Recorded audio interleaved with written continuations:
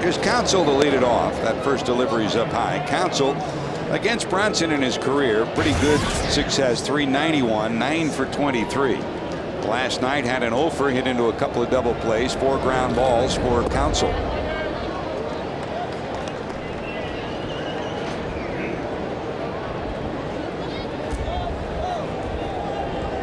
Bronson overall 9-8, an ERA of about 5.3. Against the Brewers in his career, he's over 500, 8-6, and an ERA of 4.26. His ERA was just a shade under 4 before that debacle on the 6th of May when he gave up the 9 runs in 1+ inning of work.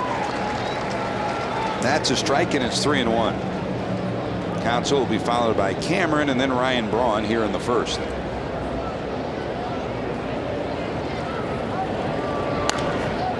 Looped into left. Over comes Nix. Battle in the sun. He'll haul it in. Lance Nix gets the first fly ball of the night.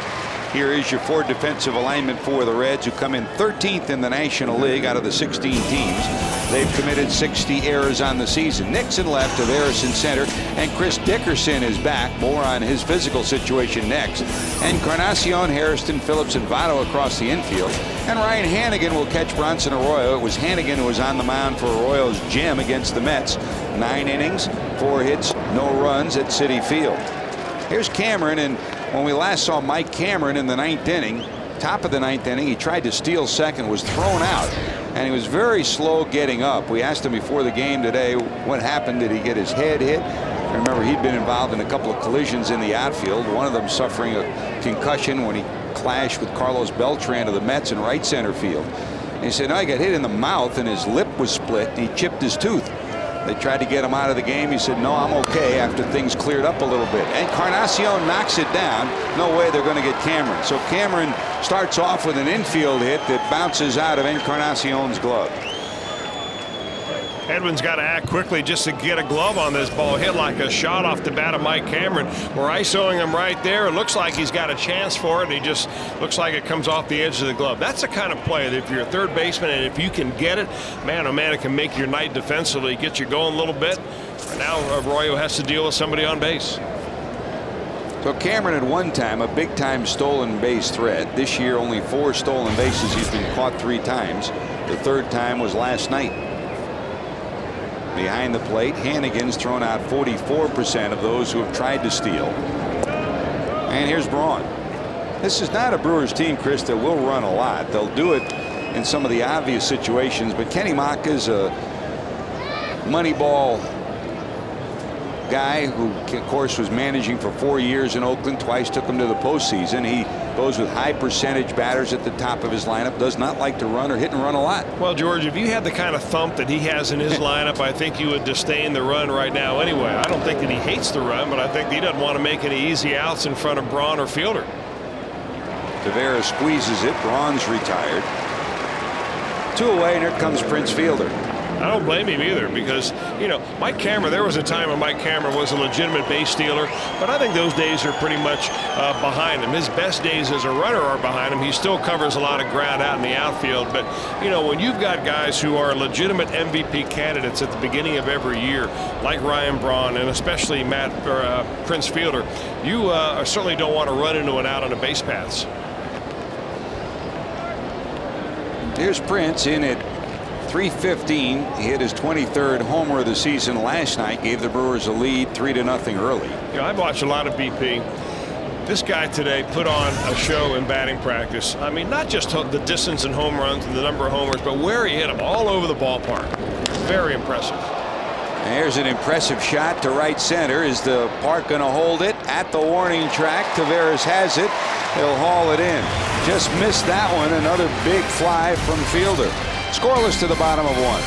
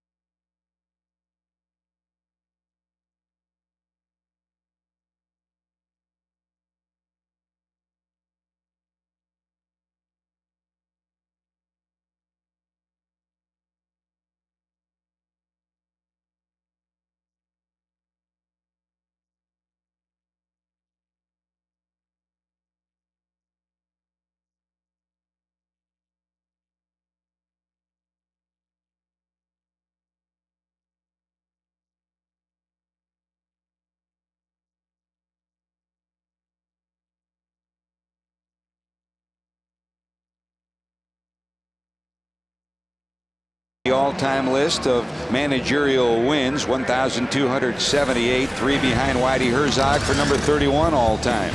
Willie Taveras will be his leadoff hitter tonight. Jerry Hairston Jr. bats in the number 2 position. Hairston struggled against Suppan in his career at only 143. Joey Votto against Suppan, though, a different story. 5 for 15 and a couple of home runs. Brandon Phillips hits in the cleanup spot. Then Lance Nix, Edwin Encarnacion, red hot. The average nearly up to 200 now. Chris Dickerson, Hannigan, and Bronson Arroyo. That's 1 through 9, your Reds batting order. And here's the veteran righty Jeff Suppan, whose career over 500 against the Reds, 4-3, and an earned run average of about 5.5. Well, he has 4 games over 500 in his career. He has won 133 ball games against 129 losses. So he's been around a long time. He signed a big-time contract coming out of the St. Louis Cardinal organization when he signed a 4-year deal with the Brewers a couple of years ago. He has not won a ball game since June the 12th.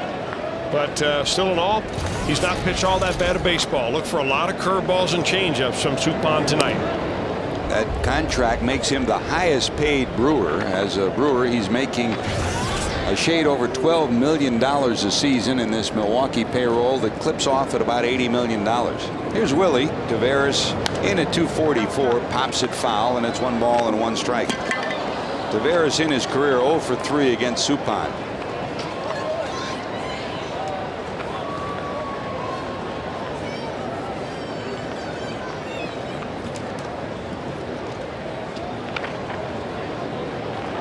Last night against Milwaukee, a 1 for 5 evening.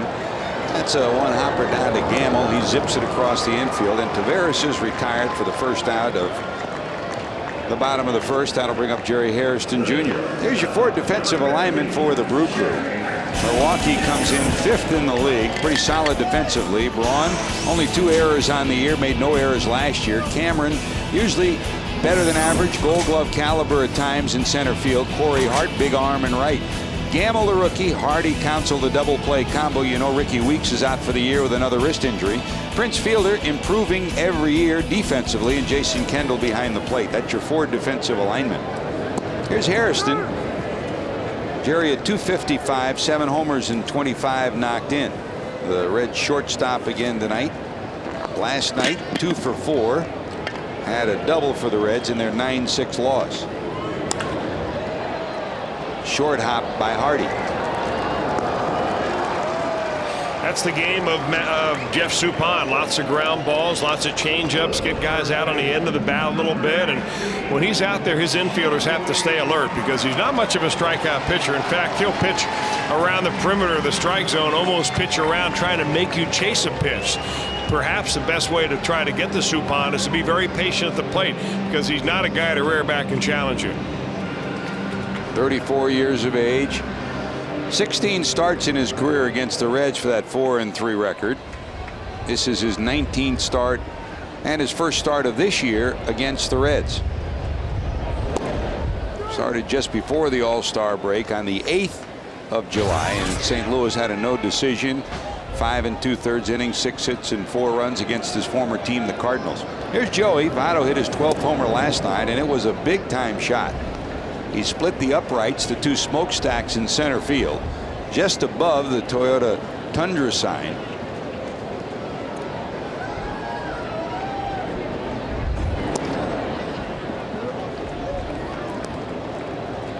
Two mammoth shots last night. You see the Cincinnati between the 2 stacks. Right to the left side of that is where his 471-foot homer clanked. 2-1. His 471 feet, and if Prince Fielder's home run, Chris, had been fair, that probably would have been about 500 feet. Here it is, another look. You'll see exactly where it hits. Tough to see it by the naked eye, but here's your slow-mo ISO right on the end. Did you hit a golf ball that far? That looked like a meteorite coming down without the tail. A strike on the outside corner. Darryl Cousins behind the plate. Brian Runge's at first. Kevin Kuzi's at second. And Bill Miller, your third base umpire for tonight.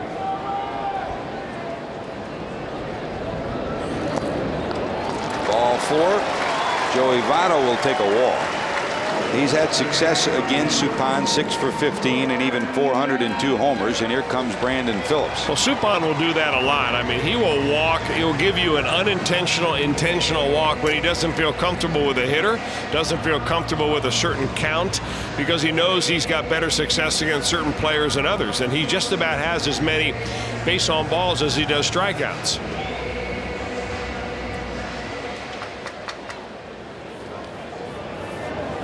Here's Brandon in at 269, 14 homers and 60 knocked in.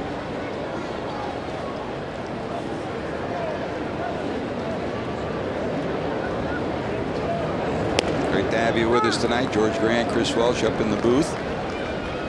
Don't forget, coming by later on, Jim Day, Jeff Pecor with Reds Live postgame. I got that question wrong. What was that? Marchot's dog's name, I thought it was Pick. He would be the dog handler. You know, the guy with the little scooper. That was one of your better games tonight, guys. Good job. Kent Dreamweaver, see, you give him a couple of days off, he comes up with some strong questions and answers, huh? By the way, we did give Bill Schroeder an official Fox Sports Ohio keychain as the best dressed broadcaster tonight, guys. That's why you ran out of keychains tonight. 1 ball, 1 strike. Swing and a miss to Brandon. Opportunities, Chris. The Reds unable to convert on so many opportunities in the games they've lost of late. And here a runner on, Phillips to the plate. There is the former catcher of the Brewers. Doesn't he look dapper? He doesn't look anywhere near like he was when you awarded it. As soon as you gave him the keychain, George, he took his jacket off, he loosened his collar. He won. Now he's the Bill Schroeder that I know. He joins our club. There goes Votto. Here's a looper into right, sinking. It will be caught. Corey Hart, a diving stab of a ball that kept sinking in front of him. Brandon thought he had picked the pocket of the Brewers, who overshifted into the corner. Instead, Hart comes up with a dandy.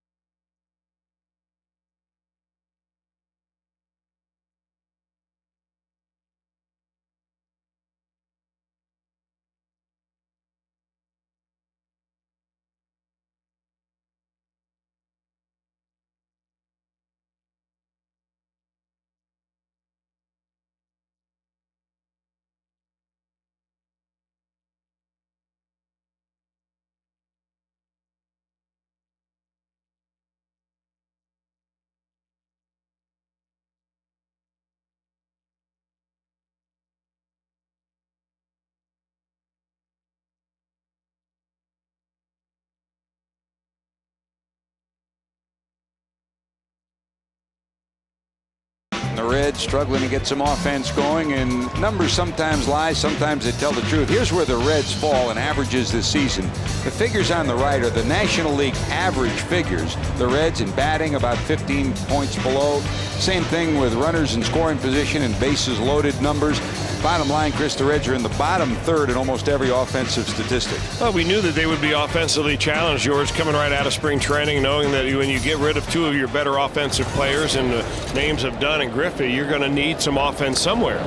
But they thought that pitching would be enough to keep the team in the race, and so far it has been. But quite frankly, the pitching has really stumbled over the last week or two, especially the starting pitching, an area that the Reds have been very strong in, has all of a sudden had a hiccup. Well, that one's hit right on the nose, but right at Joey Votto. So Gamble's retired. Matt today in the ball game for the Brewers, making his 28th start of the season, his 22nd at third. He nailed this one, but right at Joey Votto. Gamble retired. Here comes Corey Hart.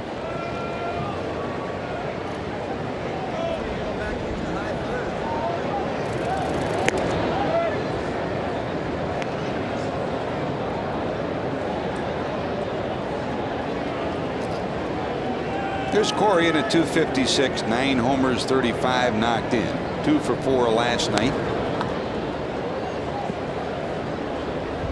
Each of the hits, neither one hit especially hard. One a dribbler down to third, the other one a bleeder to the right side that snuck through the infield. But when you're down where he is, you'll take the hits any way you can get them. Dale Swain, the hitting instructor, hoping these two guys, Hart and Hardy, 6th and 7th in the lineup tonight, can start to turn it on in the second half. If they do, then this lineup will look much more formidable. The Brewers 10th in the league in average coming in at 256. The Reds are 13th. They're 13th in home runs. They're 3rd in home runs, rather, with 101. That's about 18 more home runs than the Reds have. That got them on the ankle.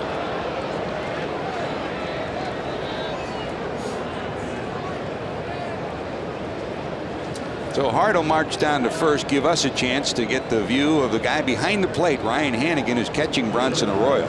He caught him on last Sunday's game when he went 9 innings, allowed 4 hits and no runs. Saturday's game, and for Bronson, he was brilliant. And we asked Hannigan, what does Bronson bring to the table these days? Well, he changes speeds as good as anybody. His delivery is deceptive. With the high leg kick, he's got all kinds of arm angles he uses. And he's not scared to throw any pitch at any time. He tries to pitch ahead. That's probably the most consistent thing he does. But he's got 3 or 4 different speed curveballs, changeup, fastball. He's got a lot of pitches and uses them all to keep guys off balance. And he's a smart pitcher. He watches what the hitters are doing. He pitches to the situation. And when everything's working together, he can be real tough. That's our Geico Direct quote of the night. Ryan Hannigan on tonight's pitcher, Bronson Arroyo. Pretty well described, a very complex pitcher, Chris. And it's a complex set of signs that Ryan Hannigan takes out there when he catches Bronson Arroyo. Normally you catch a pitcher and you flash down 1, 2, 3, wiggle a finger here and there, throw for changeup and 2-seamer. But for Ryan Hannigan, he's got all sorts of different signs because he's trying to get Bronson Arroyo to drop his arm on certain pitches, and Arroyo will give back certain signs. Say, hey, this time I'm going to drop way down on a curveball, or this time I'm going to drop way down on a fastball, just so you don't surprise the catcher. Here's strikeout number 1 for Bronson. That's one of those sidearm breaking balls right there that just never quite gets there. It's like trying to hit a frisbee. 60th strikeout of the season. And here comes Kendall. Candidate for a double play ball here. Jason in at 237. No homers, 24 knocked in. Against Bronson in his career, 214. Against the Reds in his career, though, wherever he's been trouble. A career .315 hitter against Cincinnati.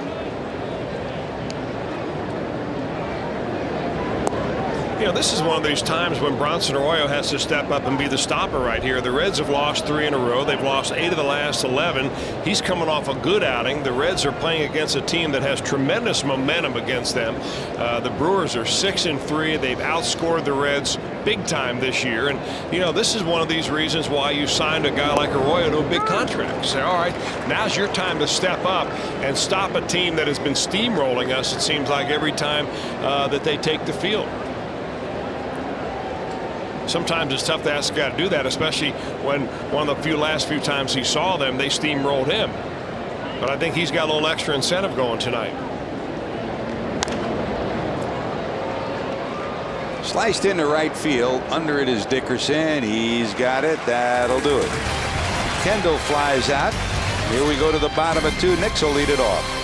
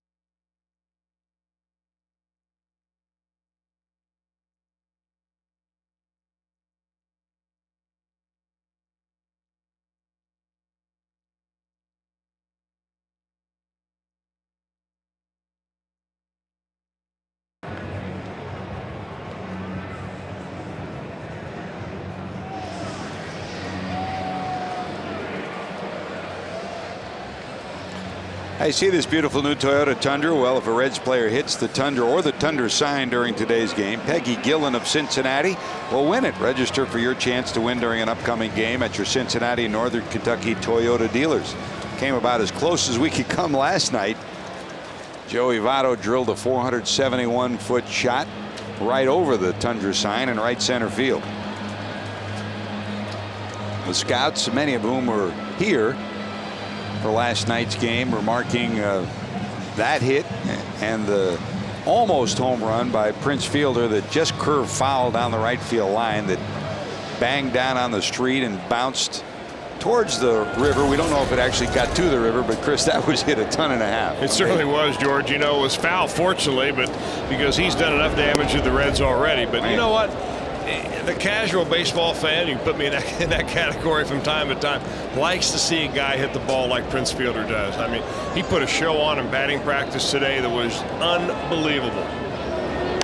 Here's Nix out in front a little bit on the changeup, popped up to second base, Counsell under it. He'll squeeze it, and there's one away. Here comes Edwin Encarnacion. Nobody's been hotter than Edwin for the Reds. Encarnacion enters the game tonight. Yep, with an average still under 200 at 196, but he's got a streak going where he's hit around 400 for the last 10 days, and that's given him renewed confidence coming back after the hand and wrist injury as the riverboats blow by on the Ohio River. He really wasn't ready when they had to activate him, and it took him a while really to get comfortable, but we've seen some comfort the last couple of series, beginning in Philadelphia, then into New York, and in this series last night.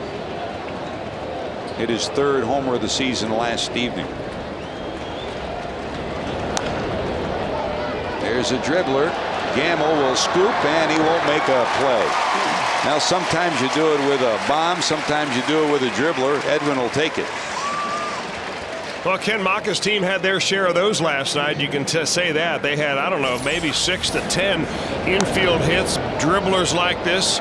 But the hard hustling Edwin Encarnacion will get an infield hit right there and get a base hit. So the Reds have one on the board. And that'll bring up Chris Dickerson.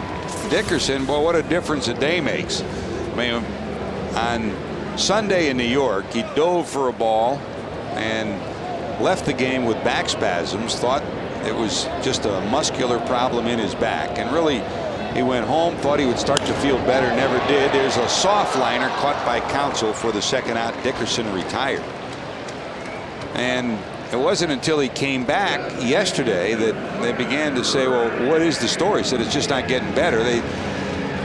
Steve Bauman, the Reds trainer, examined him, and after a while they figured out it wasn't the back at all. It was a rib that was out of place. They sent him to Mike Rolfe, one of the chiropractors who works with the Reds. He straightened him out, and Chris, here he is playing and looks fine today. They essentially, George, popped it back into place. It had popped out of place. I'd never heard of this before. They popped it back into place. A couple of pops from the chiropractor got him. He said he had instant relief.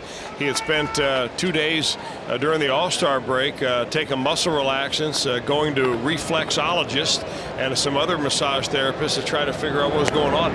None of them were able to alleviate the pain until Mike Rolfe popped it back into place. So kudos to Mike. He'll pop you back into place. You give him a chance, George. You got to head on up there. He's one of the best in the business. I mean, for years he's been a great asset to the Reds at a time when the Reds never used anybody like that. I mean, he really broke ground that the organization embraced, and from the better part of the last 15 years he's been an integral part of the Reds operation. And boy, did he put a smile on Dickerson's face. I mean, Dickerson thought he was heading to the disabled list for sure. Here's Hannigan in at 338, a homer and 8 knocked in.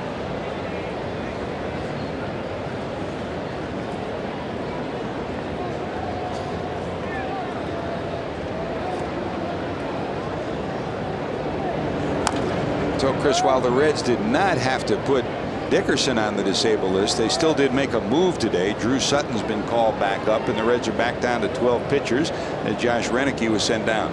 It gives Dusty a little more flexibility on the bench, but let's face it, this is not a bench that's going to scare any opposing manager. There's no Manny Ramirez sitting in there. There's no guy that has, tons of power sitting on that bench, with the exception of Johnny Gomes when he's not playing. but it's a bench really filled with utility infielders. Paul Giannis, Adam Rosales, Drew Sutton. These guys are mostly defenders. 1 ball, 2 strikes to Hannigan. That's a little low. Of course, tonight you have Ramon Hernandez also, and as I said earlier, Johnny Gomes. There's Drew Sutton. He was a young man who was called up. He was the guy that the Reds got in exchange for Jeff Keppinger from the Houston Astros, a trade that was made in spring training. Switch hitter. Has a nice little pop. And Renicky sent back down to Louisville. 2 balls, 2 strikes.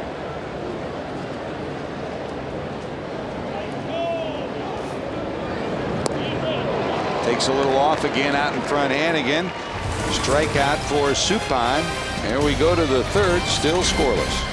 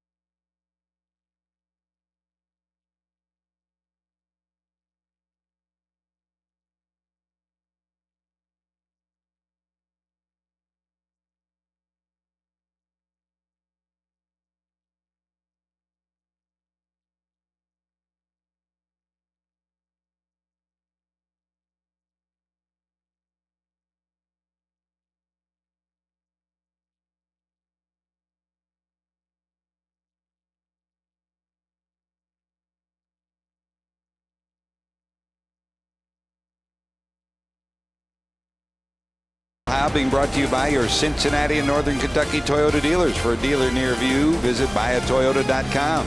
By JTM, food, family, and fun. That's JTM. By Geico, 15 minutes could save you 15% or more on your car insurance. Visit us at geico.com or call 1-800-947-AUTO. And by Jeep, you talk, we listen. It's a new day. Have fun out there in your beep beep Jeep.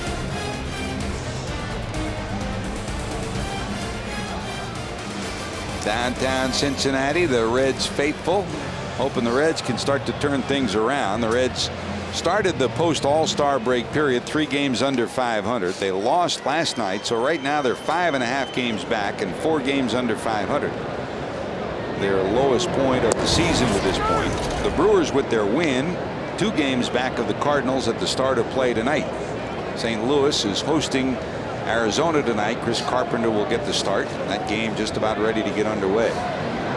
Houston's at Los Angeles later on. Colorado at San Diego later on. Underway right now.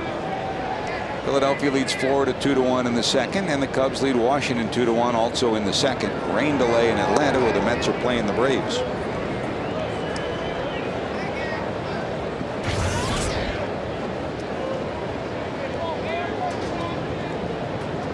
Six hits, 27 at bats for the pitcher for the Brewers tonight, Jeff Suppan.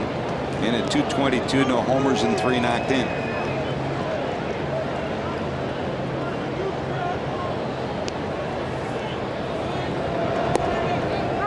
By the way, congratulations to Chris Heisey and Matt Klinker, named International League Player of the Week and Southern League Pitcher of the Week. Heisey, he was in Monday's XM All-Star Futures game.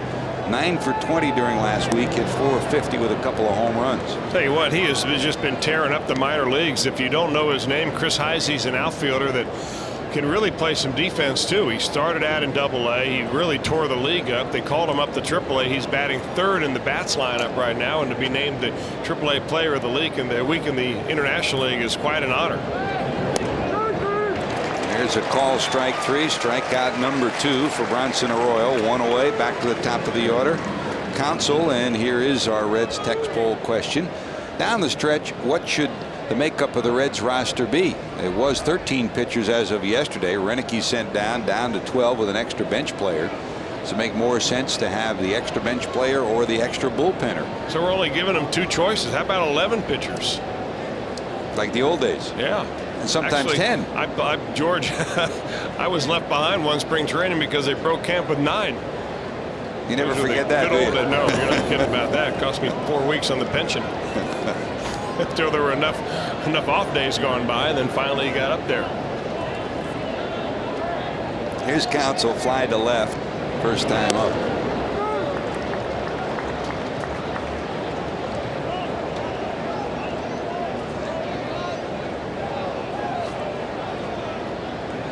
There's every scout we've talked to that's gone through the minor leagues and seen the Reds. And it's different. Different organizations do it different ways. Sometimes if a scout, an organizational scout, has a team like the Reds, they'll have the team all through the minor leagues. They'll have their A, AA, AAA teams. Other ones will just have somebody look at only AAA teams from each of the teams they have and have somebody else look. But those that we've talked to that have seen the Reds AA and AAA, which are the closest to the major, that's under Votto's glove. That'll be a base hit for Counsell.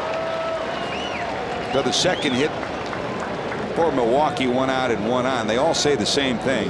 Reds fans are going to love Chris Heisey, the way he plays the game and his talent. I keep hearing that from our own people down in Louisville, George, and to hear that again from scouts that are giving you an objective view is nice to know. Not a lot of footwork on this. Well, like maybe a half a step and a dive right there. That ball hit very sharply by Counsell and gets right by Joey Votto.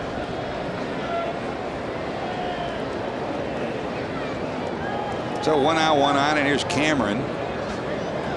Reached on a hard hit ball off the glove of Encarnacion in the first.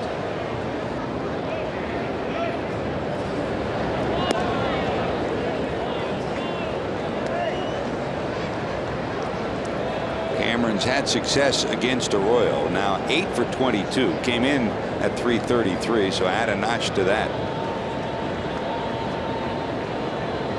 Had a solid month of July at 395. He and Fielder have had big months of July for this ball club.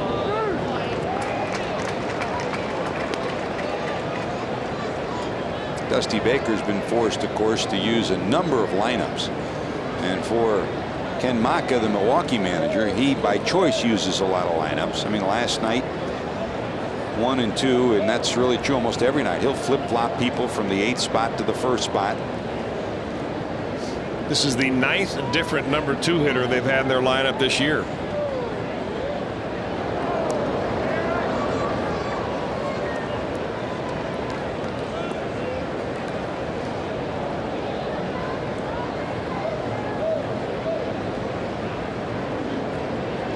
Ball and a strike to Cameron. Good speed, tough to double up. Reds a double play depth, middle of the infield.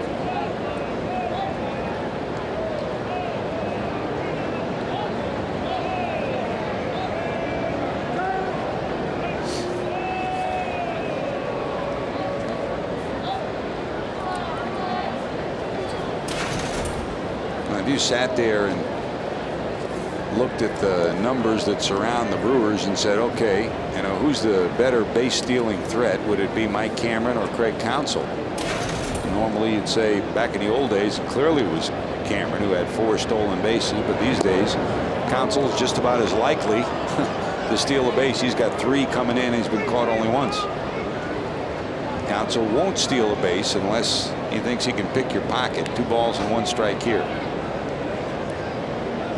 And very seldom do you send a runner when Cameron gets to 2 strike, because he's very prone to the strikeout.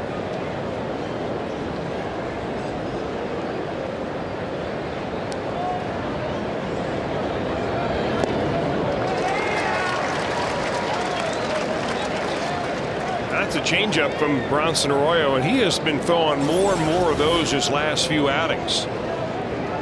Check that. That's a backup breaking ball. I thought that was a changeup the way it broke. Usually his curveball is going to go right at the right-handed hitter and then break away from him, and that somehow just kind of spun that, so it backed up for him a little bit. But he's thrown a lot more changeups than ever before. 2 balls, 2 strikes. He got him. 3 strikeouts for Bronson. You get him looking for something slow around 76 miles an hour, and then the 86-mile-an-hour fastball right there. Remember, the radar gun we're using records the speed of the pitch at the plate, so it'll be significantly lower than what you normally would see if you come out here to Great American Ballpark. Their radar gun here records it right at the release point, so there's usually about 6 or 7 miles per hour difference.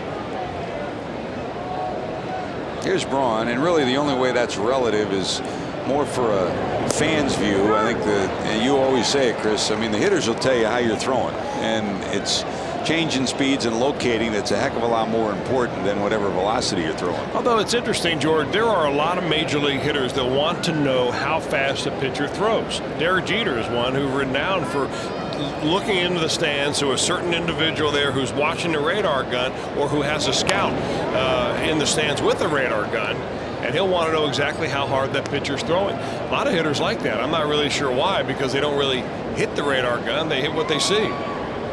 Our text poll results, makeup of the Reds roster. Most of you favored 12 pitchers instead of 13, meaning the extra position player on the bench. Our text poll question of the night.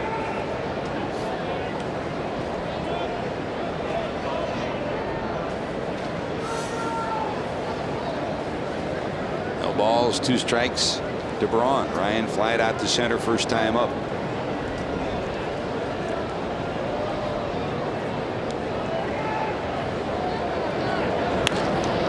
Rip towards the left field corner on a line. It's one hop off the warning track and off the wall. Nix's throw will go over the first cutoff man, but Encarnacion is there to flag it in. It'll be a 2-base hit for Ryan Braun. Braun is 20th double of the season.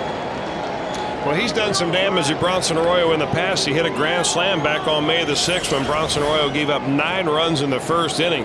And that's another one of these breaking balls that's just simply spinning right up there. Right now, Arroyo is not getting a whole lot of break. In fact, that ball's just floating right up there, and Braun punishes it.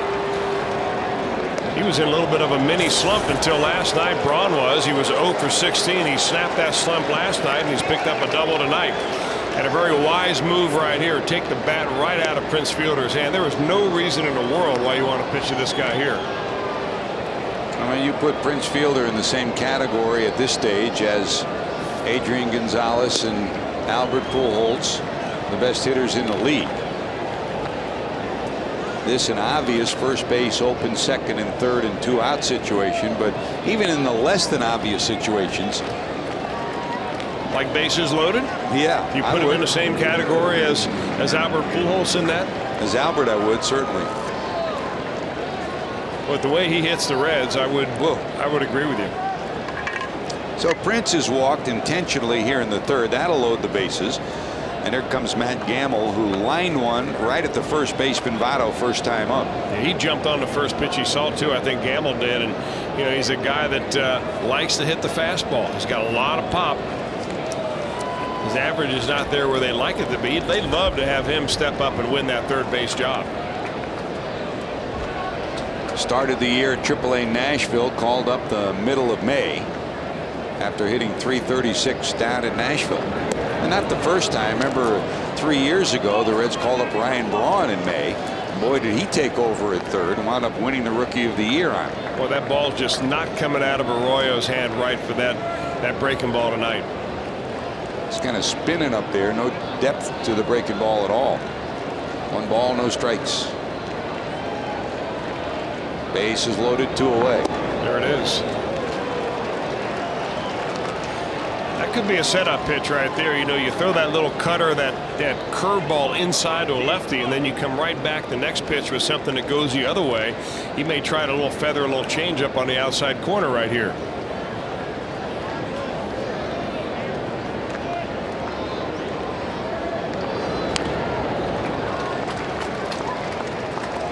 Chris, you're right. You said that one pitch you thought looked like a changeup, and when he throws that breaking ball, not from down low or sidearm, when he throws it over the top and it doesn't break, it almost is like a changeup, just kind of spins up there. It's funny, George. Early in the day it was humid. There's a lot of humidity in the air, and that's a good time to pitch. Now that this front seems like it has come through, it's dried out a little bit. It doesn't make your curveball break quite as much when it's a drier air. Can't believe I'm saying that in July in Cincinnati. 2-1, misses inside. No place to put him. 3 balls and 1 strike.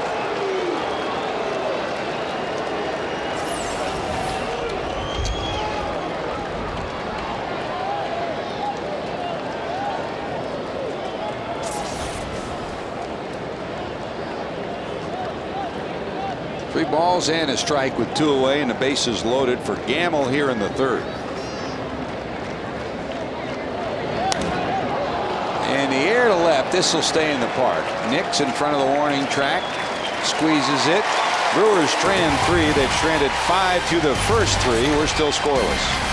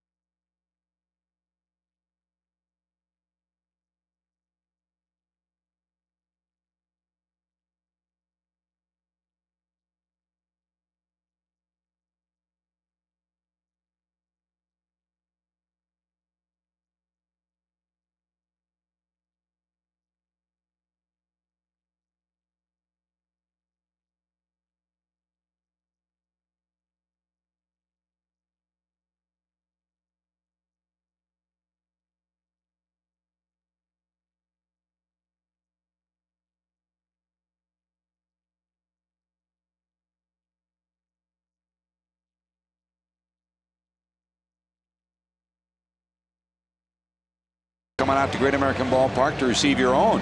First 30,000 fans in attendance will receive this great Volquez bobblehead courtesy of Kroger.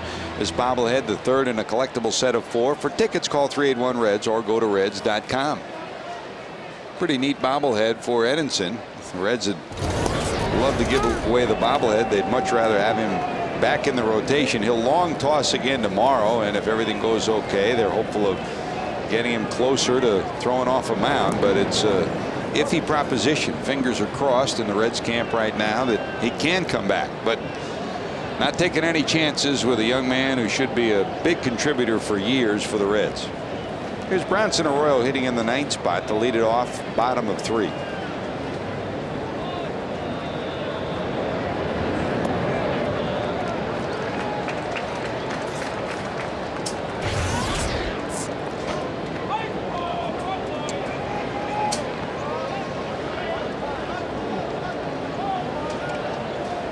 Bronson on the year 167, and against the Brewers 0 for 3.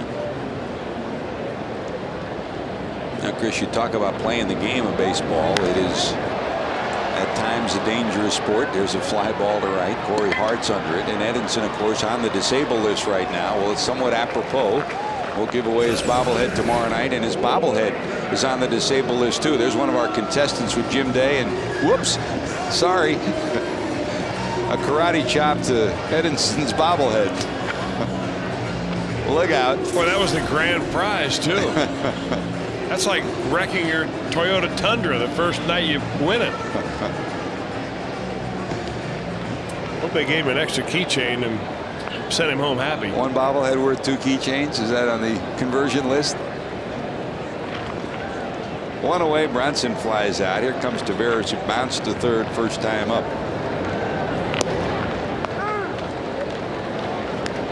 Two more games for the Reds here against the Brewers. Tomorrow, Aaron Harang against Manny Parra. Parra back off the disabled list, looked great last week. And then Johnny Cueto against Giovanni Gallardo.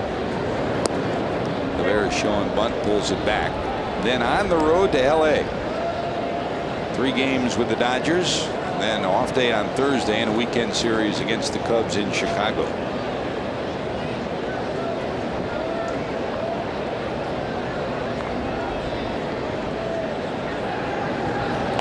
This time he will drop it down. Suppan. Forget it, not a chance. That's a pretty good play by Suppan, who was alerted to it. He was bouncing off the mound as soon as he delivered the pitch, but that's how speedy Tavares is. Well, you know, this is a situation, George, where the third baseman, Matt Gamble, is not he's not a really potential Gold Glover, from what they tell me. And he didn't come in after the fake bunt on the previous pitch at all. He played pretty much a step or two in front of the bag. And if you want to discourage a guy like Willie Tavares from laying a bunt down, go ahead and bring it on in. Bring it, play him close up there, and just try to take even the thought out of his head. The Brewers didn't do that. Tavares smart enough to lay a bunt down. That's a big weapon for him, and he gets on base. Let's see if he wants to steal now. Here's Hairston, bounced to short first time up. 17 stolen bases for Willie. Against Suppan this year, they have stolen 5. Brewers catchers have thrown out 2. In his career, he has been not very good at holding runners on. Kendall is thrown out 10 of 49, 20% behind the plate. So the numbers would favor the Reds to push the running game here.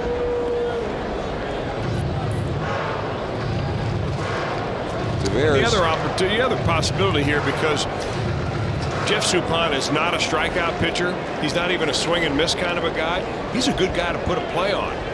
You know, put a runner in motion. Let Jerry Harrison make contact and see what happens.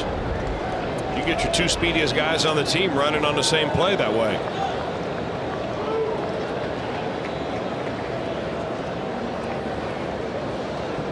Pretty good lead for Willie down at first. Not going. That misses inside. Ball 1. Hairston steps out, checks Mark Berry in the third base coach's box. He rolls through some signs, and Billy Hatcher in the box down at first for Cincinnati.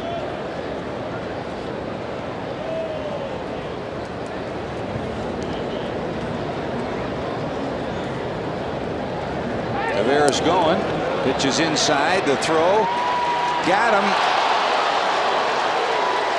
Ironically, the throw was up high, and it looked like Willie almost ran into the tag up on the arm or the shoulder. Well, a strong throw by Kendall, and I think the fact that this throw was up is the reason that they got him. A good jump by Tavares right there on a fastball, and he did slide right into it. Of course, you don't know that when you're going full blast into second base. His head's down the entire way, going to the outside part of the bag, and the throw just happened to be right there.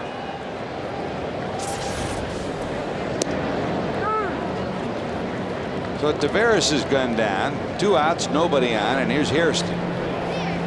2 balls and 1 strike to Jerry. Tavares caught for the 5th time this year, and that's the first time the Brewers have ever caught him. He was 14 for 14 in stolen bases against Milwaukee prior to that. And one of those moments where a throw errant to the second base side proves to be a positive for the Brewers. It's a good call. You know, George, oftentimes in that replay, when a fielder tags the runner high like that, his foot's already on the bag. But second baseman Kevin Causey got that one right. And there's a walk to Hairston. So a 2-out runner for the Reds now. Second walk allowed by Suppan. And here comes Joey Votto, who received the first walk back in the first. Now, what you hope to do is to implant the idea of a possible stolen base in the mind of Jeff Suppan right here, because you'd love to see Joey Votto get fastballs the way that Hairston got fastballs in that at bat.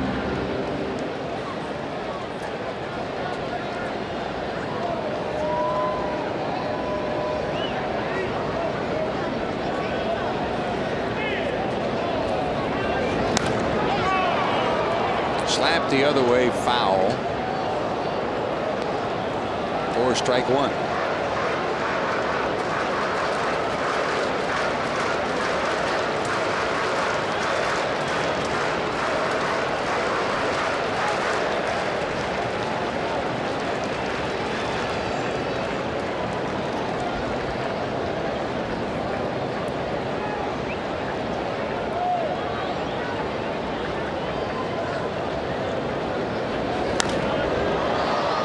Got in and up on him a little bit. This one sliced into left with 2 away. Braun under it. He'll haul it in. That'll do it. The Reds get 2 base runners. Nothing to show for it.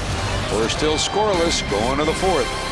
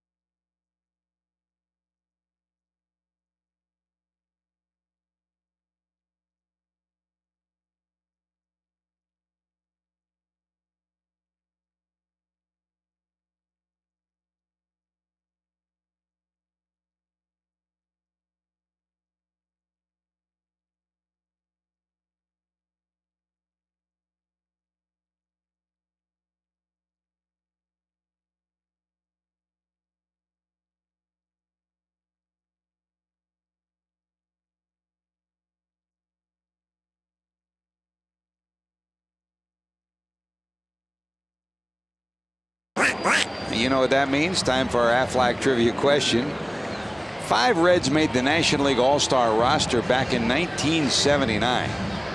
1 was a pitcher. Do you know which one was the pitcher? Look out for those waves. They even have waves on the Ohio, huh?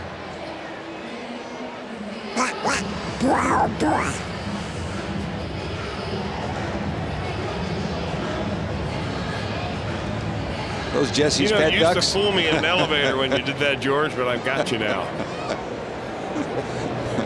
Careful now, they're going to have you working down in Orlando. It's the next job. Back to work goes Bronson Arroyo.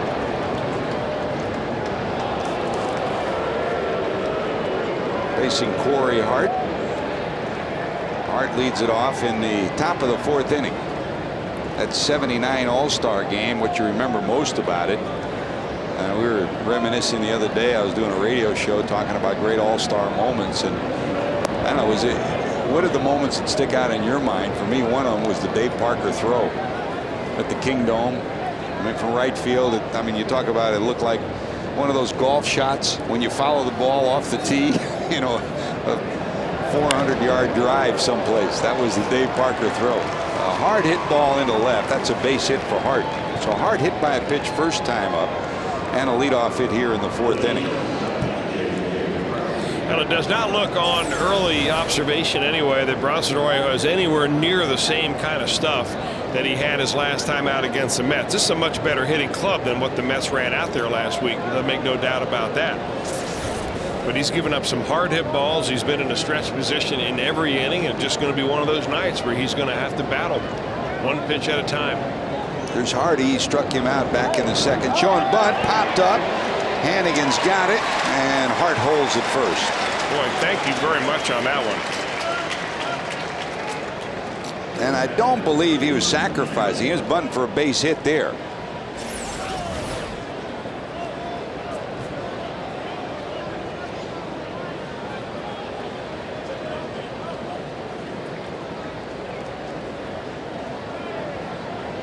Either one, Arroyo or Hannigan, in position to make the play. So now if he can get Kendall to roll the ball down to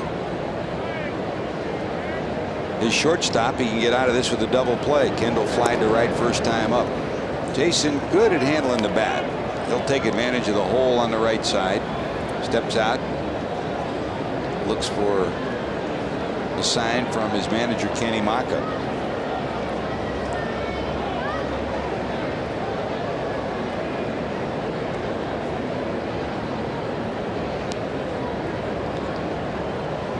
There goes the runner. They got a shot to get him. It will be in the dirt, not in time. I don't know what happened with Hart, but he kind of stutter stepped at the very beginning and then turned on the jets. And he winds up with a stolen base. You know, it's always a pretty good idea to try to take a shot and take a stolen base opportunity against Bronson Arroyo. He did. I'm not sure whether he thought that was a hit and run or whether he'd misread his move or what.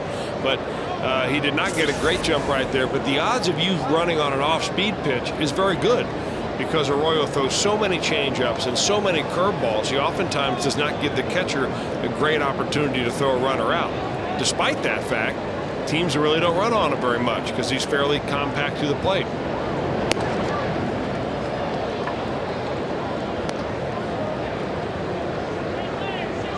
So Hart picks up his 6th stolen base. He's been caught 5 times, and he's in scoring position in this scoreless game.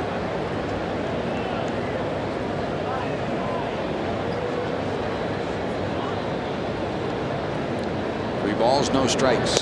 There's a breaking ball in there for strike 1.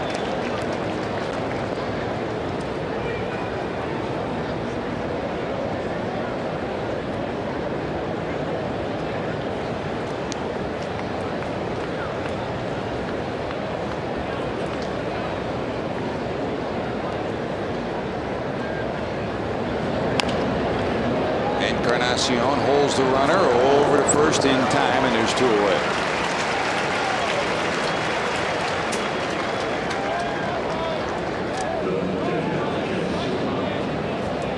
Hey, don't forget, you can get to Great American Ballpark early for the Reds-Rockies game on Saturday, August the 1st. The 20,000 fans, the first 20 to get there in attendance, will receive a picturesque keepsake frame photo of Great American Ballpark on opening day, courtesy of Lawn.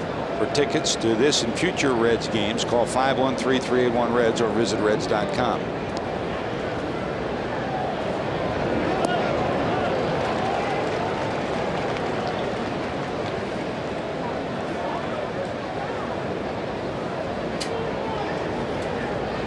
There's Suppan, struck out looking first time up.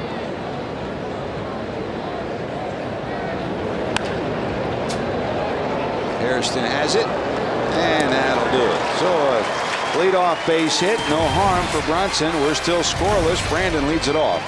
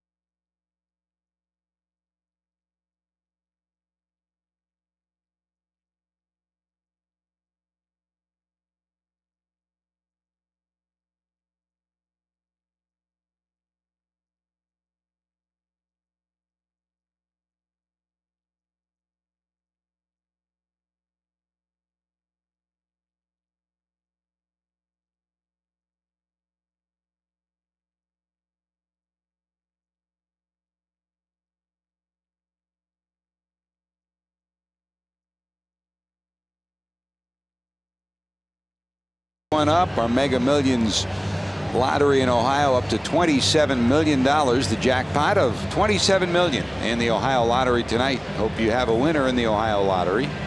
Pick up a ticket. You may be a big-time winner.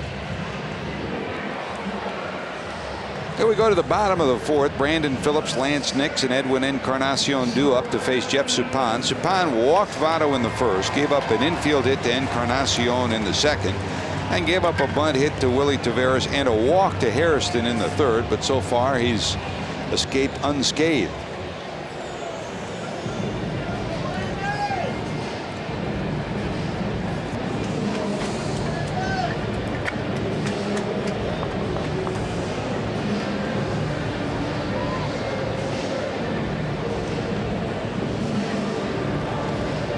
Well, you're right, Chris. It was hot and humid this afternoon, but as this night goes on, it's starting to feel almost like an early September night, isn't it? I saw Jesse Jackson walking around here with a jacket on, believe it or not.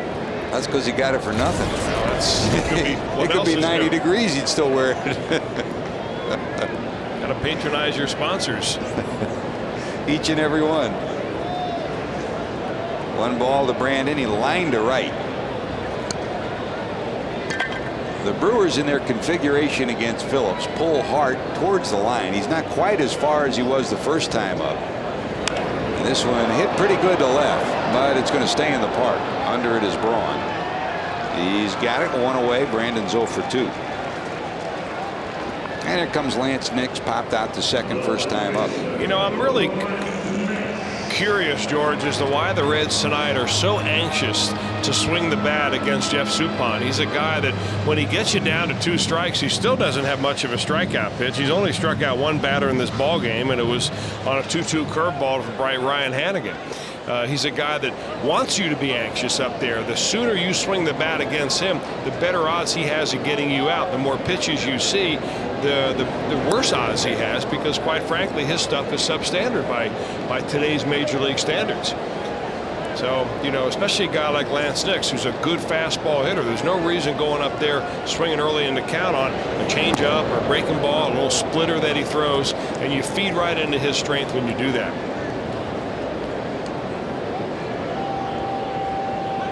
Nix popped up first time up. He does have a homer against Suppan in their previous matchups. Jeff, originally signed by the Red Sox, came up in the Red Sox organization.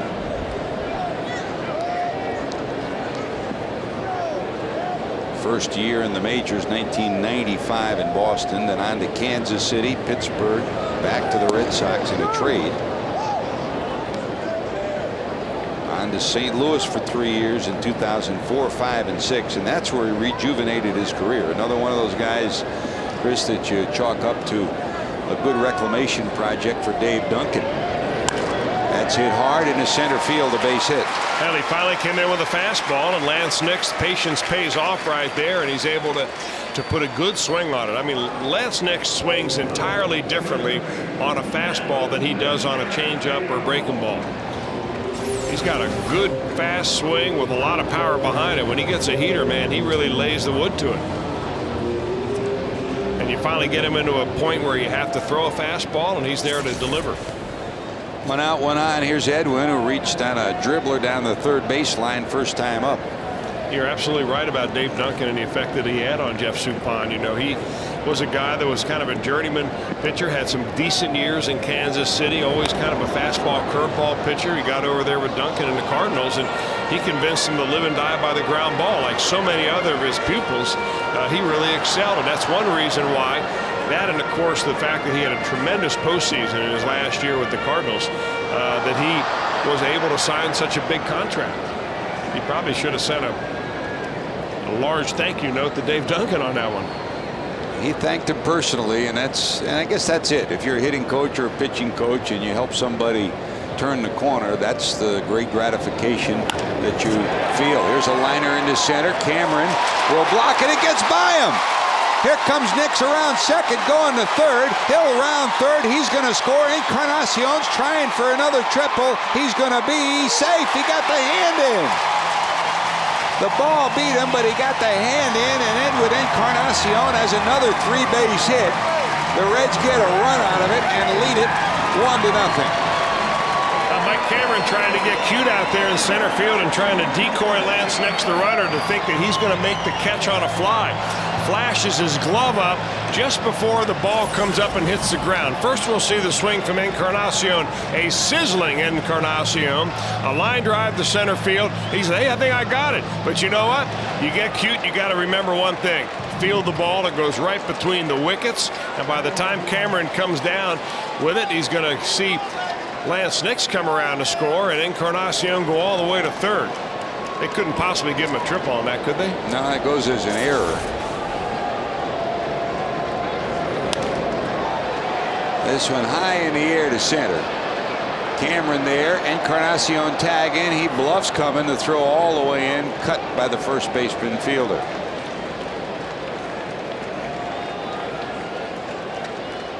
So Cameron charged with an error. The run scores. Reds lead it 1-0. And here's our Aflac trivia answer. 5 Reds made the National League All-Star roster back in 1979. One was a pitcher. Who was he? Could it have been Tommy Hughes? Mike Lacoste. Lacoste, the one hurler for the Reds that year. That was the year where the National League beat the American League 7-6. The All-Star game played at the Kingdome, as the National League scored a run in the 9th inning.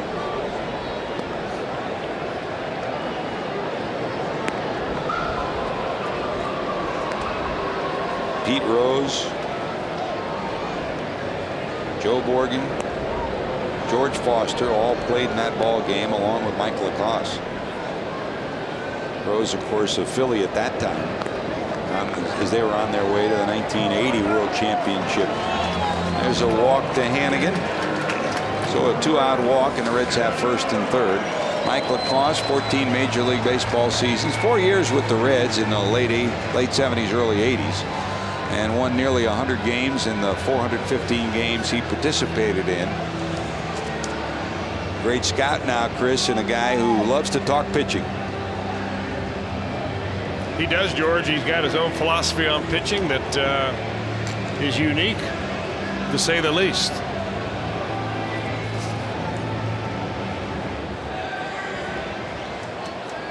So first and third with 2 outs, and here comes Bronson. Encarnacion sitting at third, and Hannigan over at first. So the Reds get the benefit of an infrequent miscue by the center fielder for the Brewers. For Cameron, his 3rd error of the season, and Cincinnati leads it by a score of 1-0.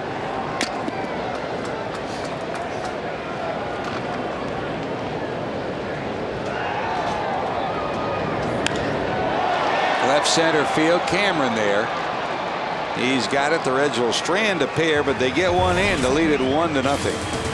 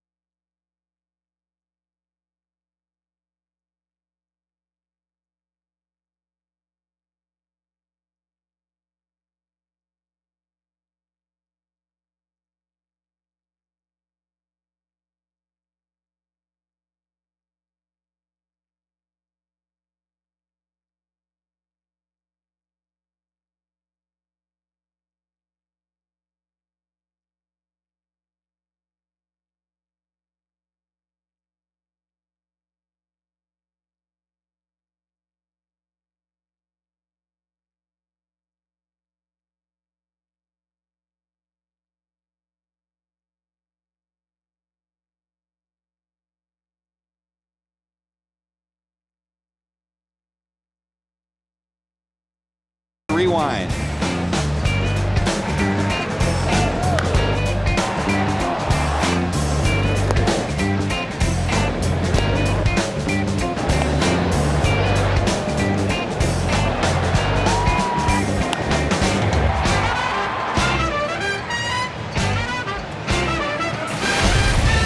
AT&T, the nation's fastest 3G network. AT&T, your world delivered. A night of bloops, blasts, and errors.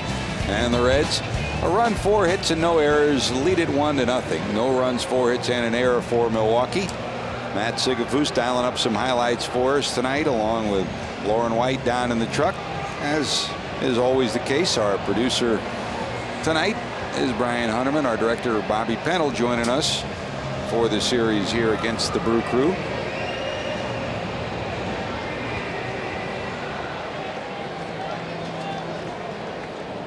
Here's Bronson back to work, facing the top of the order, Craig Counsell, as we go to the top of the 5th. Counsell, fly to left, single to right.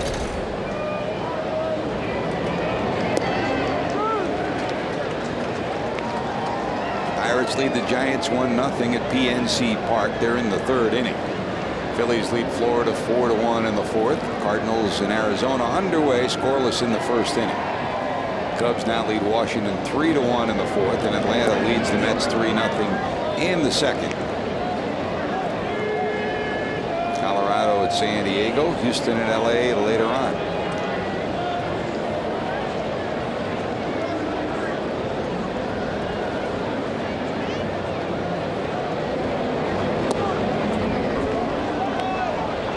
Funny, Chris, we've seen it a number of times. I mean, last year it clearly bothered Johnny Cueto, but the veteran pitchers Bronson Arroyo and Jeff Suppan have faced that sunlight glare that comes right through the stadium, right in their faces, and it only happens a few times during the year. And a veteran pitcher finds a way to deal with it. A rookie has some difficulty at times. Well, you can squint, and of course, knowing Suppan and Arroyo, George, they probably would prefer sunglasses, but it only affects you for a couple of minutes. Encarnacion, quick flip, Counsell retired, 1 away. Hey fans, you can text the word Fox to 37664 to win great Fox Sports Ohio prizes. That's text the word Fox to 37664 to win great Fox Sports Ohio prizes. The 500th text will win. So you could win tonight. The 500th text will win. Text the word Fox to 37664 to win some great prizes. 1 away. Here's Cameron. Reached down an infield hit and struck out.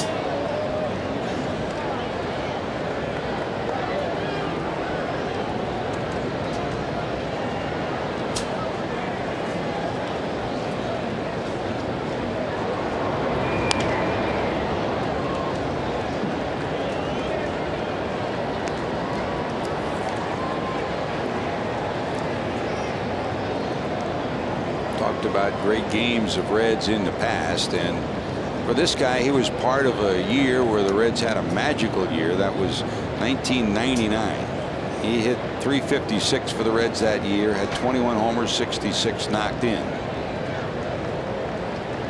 and he also stole 38 bases for the Reds that year. He was acquired by the Reds in the deal for Paul Konerko during the winter meetings of 1998. And was one of the keys to that Reds year. This hit pretty good left center field, but there will be Nix. He'll squeeze it, second out of the inning. Cameron retired, 2 away, and here comes Ryan Braun.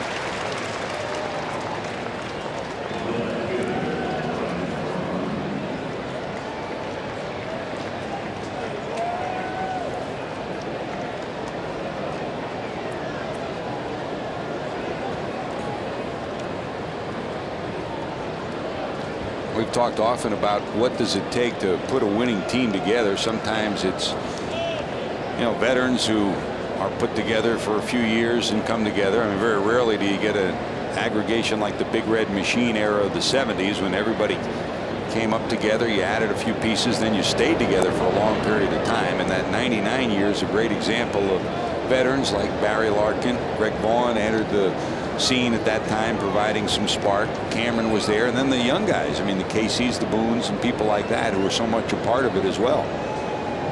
Special blend that year for the Reds. Hey, you want to wrap up your guys that you think are going to produce for a while, George, as best you can. I mean, nowadays, I'm not so sure that there's any great deals to be had by a ball club anymore. Maybe a little bit if a player is young enough, like Ryan Braun, for instance, signed a deal when he first came up, or Evan Longoria is a great example of that. Before he ever really did anything at the major league level, the Rays wrapped him up. So you give the young man some security in exchange for maybe a few dollars less than what he would earn if he went out and had some great years. Brandon Phillips, another great example of that.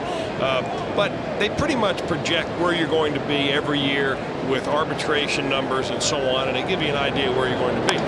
So you hope that you make the right decisions if you're a ball club. Years ago, of course, when the Cleveland Indians were in their heyday, it just so happened that John Hart made the right decision about so many of those players, and they stayed around a long time and had a great run with the Indians. In some ball clubs, circumstances, it has backfired. So you got to be very careful and lucky, I think, when you start giving young guys long-term deals. 2 balls, 2 strikes to Braun. Doubled his second time up. That'll get him. So Arroyo hits his second batter of the evening. Braun hit by a pitch, and a 2-out base runner for the Brewers. Tell you what, that's a great pitch by Bronson Arroyo. We'll take another look at it. It did not appear to me like it was all that far inside.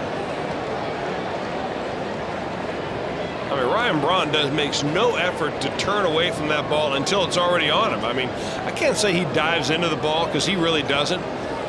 That ball just came inside and probably only about 4 or 5 inches in off the plate. And you wouldn't even be anywhere near that close to the plate if you're facing a guy like Bob Gibson.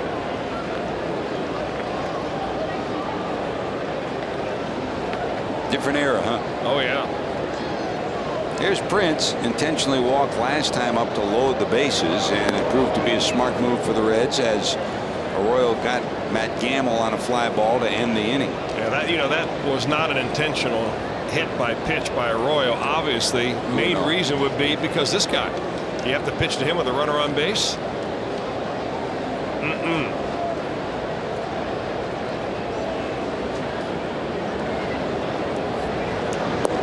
mean, normally that would not certainly be the case, but also take into consideration that Fielder has 3 career homers in 30 at-bats against Bronson Arroyo.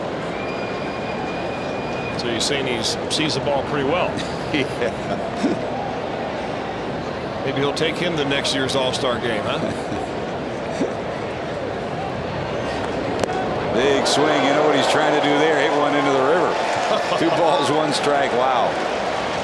You know, talking to him, he said, did you do anything different for the All-Star game? He said, no, I just took my same approach. And did you do anything different yesterday? No. I mean, and that's some kind of swing. I'll tell you what, he's a nice young man, too, and he comes dialed in, focused when he comes to the ballpark. There's no messing around. This guy's going to be around for a long time.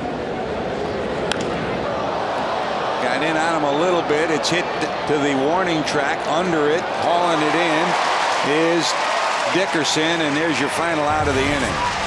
He didn't miss that one by much, but the Reds get an out and get out of the inning.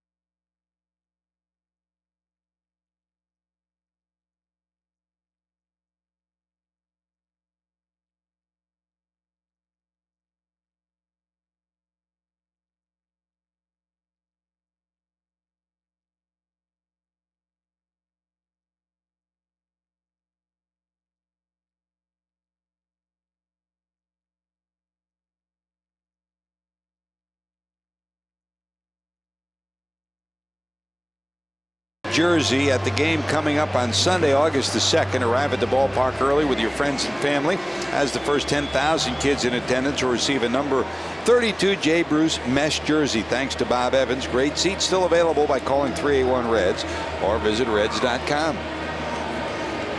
Jay already planning for his rehab.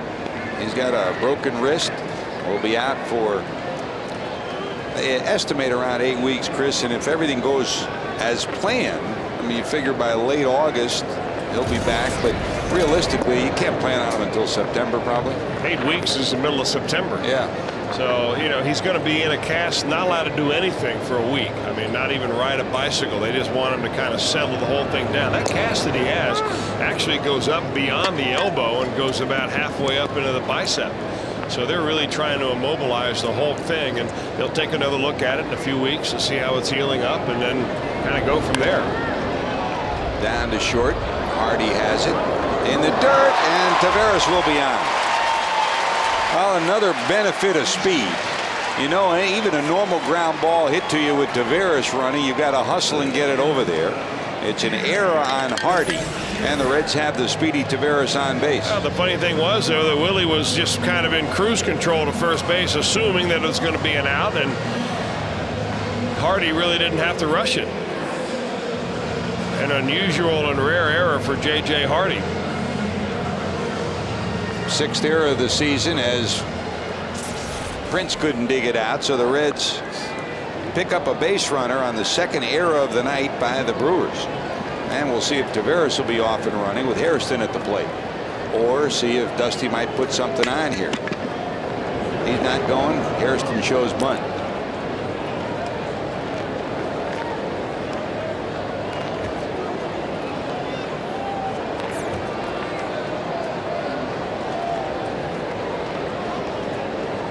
Hairston bounced to short first time up, walked in the 3rd. Our Firestone leaderboard for the night. Sacrifice hits. The Reds lead everybody with 53 on the season. The Mets next with 47. They've got about twice the number of sacrifice hits as the Milwaukee Brewers have. We talk about that big red machine error. Look out, they got him. Unbelievable. Oh, there was timeout. Timeout called at home plate. Boy, is he lucky. Yes, he is. Oh.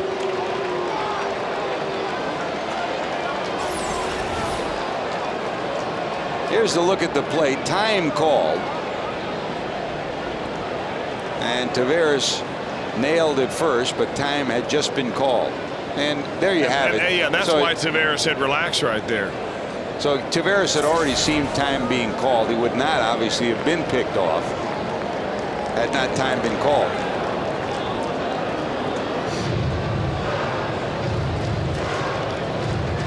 Well, he was thrown out in the 3rd inning, and you just wonder now, after being peppered with a couple of pickoff throws, whether Taveras may well pull in his running shoes a little bit, or whether he'll try to push it right here with Hairston at the plate. Harrison should get some fastballs here if he's patient enough. 1 ball, no strikes. Not going. It's trying to go to the right side as Hairston. He fouls it off. It's a ball and a strike.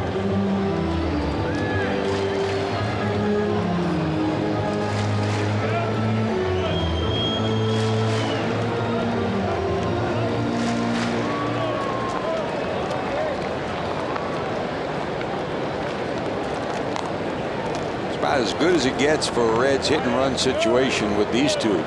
Great speed at first and Taveras. Hairston, who can go the other way and handle a bat at the plate. Not going. This one hit deep to left. Braun at the warning track will haul it in. Taveras goes halfway and retreats to first.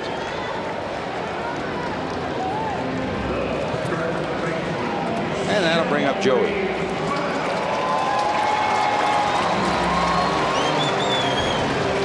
Votto walked in the 1st and then fly to left in the 3rd.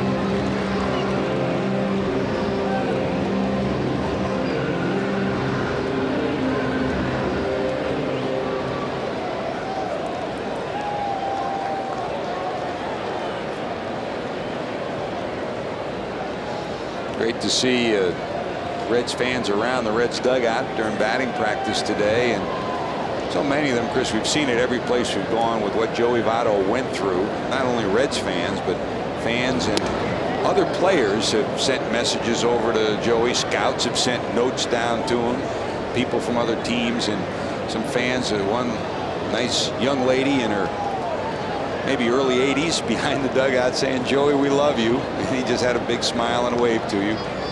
Said, "We're happy to have you back." 1 ball, no strikes. Well, he's really just a fine young man, George. I mean, what you see in Joey Votto is exactly what you get. I mean, there was really no better telling time in the interview than when he sat down with you and talked about his problems, talked about his win, and really bared his soul. And he did the same things for his teammates. And, you know, quite frankly, this team really needs Joey Votto, not just in his presence in the lineup, but in the clubhouse. I mean, he's a guy that people look up to, especially after what he's been up to and how he's faced it and he's moving on.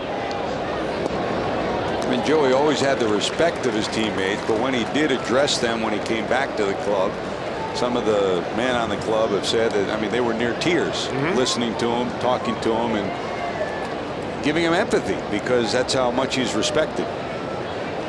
Jay Bruce, his closest friend on this ball club, it was like he lost a brother when he wasn't with the club.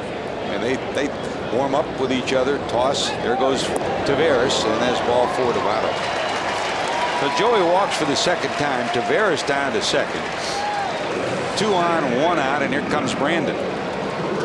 Now Brandon's played cat and mouse with Suppan all night long and Kendall, so they're going out to decide how they're going to deal with Phillips this time. First time up, the Brewers had moved the right fielder Hart way towards the line. Phillips deliberately trying to go to right center, and it was only a diving catch by Hart in right center that robbed him of extra bases. Then they tried to come in on him, and he hit a fly ball to the warning track and left. So we'll see who wins the battle this time with 2 runners on and 1 out here in the 5th.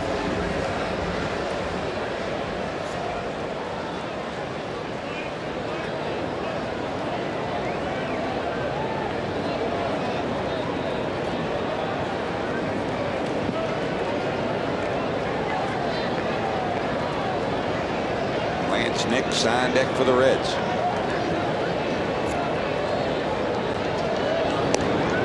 In there for a strike. Big at bat for the Reds. Big at bat for Suppan. Here's the catch by Corey Hart, first time up in the 1st inning. And that ball just kept going and going on Corey Hart. And at first I thought Georgie was going to run it down easily. It just didn't curve as much as he thought it would. He makes a nice tumbling catch right there. Boy, Brandon really stayed back on that ball nicely. You saw how deep it was in the zone when he hit it. Look at that. Low bridge him and he fouls it off 0-2, so they're staying in on him. Yeah, trying to do the same thing right there. Would just stay on it a long time before you commit yourself, but you can't do that on an inside pitch. Hit the inside pitch well out in front of home plate, and boy, that ball just moves and comes right in on the old thumbs. You can see where Hart's playing in right. He's pulled over to almost where he would play a left-handed pull hitter. A left-handed pull power hitter. I mean, He is hugging that warning track.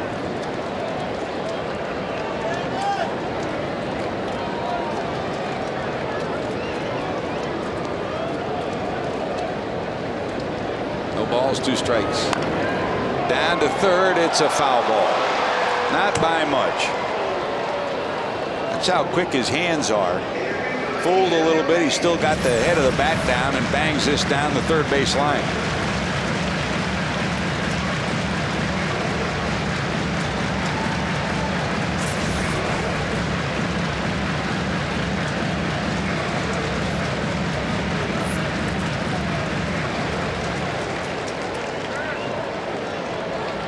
For the Reds, Joey Votto leads the Reds 361 with runners in scoring position. Brandon next at 311.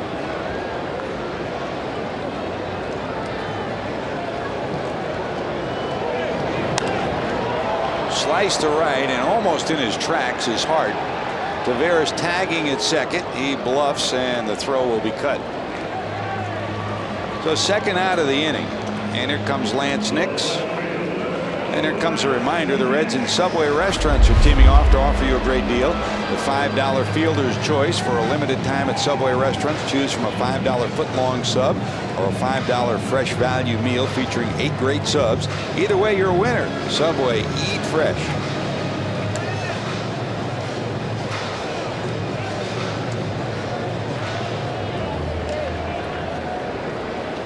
Well, Nix banged a single into center last time up.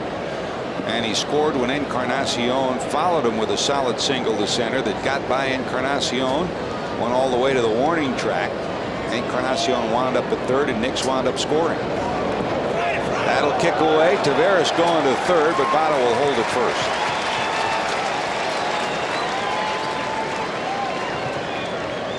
Wild pitch puts runners at first and third with 2 away. I'm not so sure that that ball got away far enough from the catcher Kendall to would have allowed Taveras to score, even if he had gone to third base on that fly ball by Brandon Phillips. The throw by Hart on that fly ball out there only came into second base. And, you know, in retrospect, he probably could have made it, but you don't want to make the third out of third. But now he's 90 feet away. Another wild one could get him in. 1 ball to Nix. On the corner for a strike. Lance was very patient his last time up. Finally worked him for a fastball and drilled a base hit into right field. Came around to score the Reds' only run.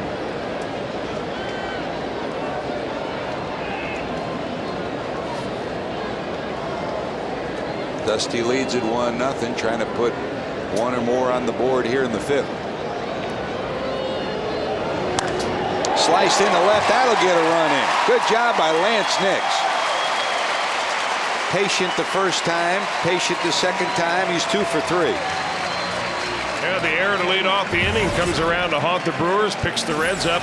Lance Nix involved in all the scoring tonight. Scored 1 and drives 1 right here. Boy, that's a nice, sweet swing by Lance Nix right there. I'm not sure if that was a fastball or a changeup. Fastball, I guess, and he just went right with that baby.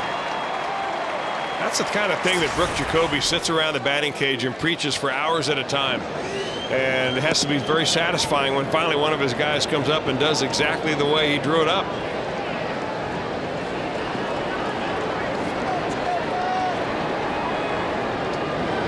Here's Edwin.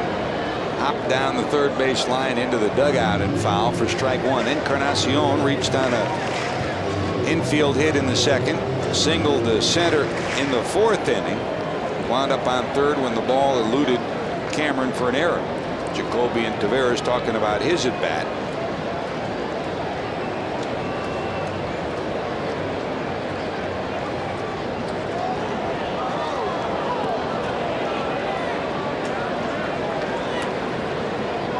Even though you think you know where the second baseman is, and as a runner off second, the third base coach has the responsibility to tell you where the shortstop is. You have the responsibility of keeping an eye on the second baseman. Even though you think you know where he is, you don't want to take any chances. Yep. Pitchers love to do that. Yep. Make a guy dive, do a face plant in the dirt when there's nobody within 15 feet of him. You're evil men. That's what you are. You know what? They're trying to hurt you with a bat. Go ahead, take a dive into the ground for driving that right in on me. Hope you get a mouthful of dirt too. Do you have, like, the pitchers union send out cards to pitchers automatically when a play like that occurs? No, that's something that you're born with, George. That's 6th sense. Nice job, Jeff. Chris Welch, president, MLB PU.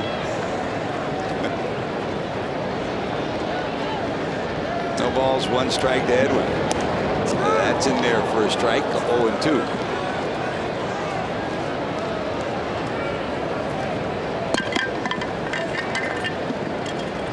3 hits last night, couple of hits tonight. Be a nice ring to it to have back-to-back 3-hit games.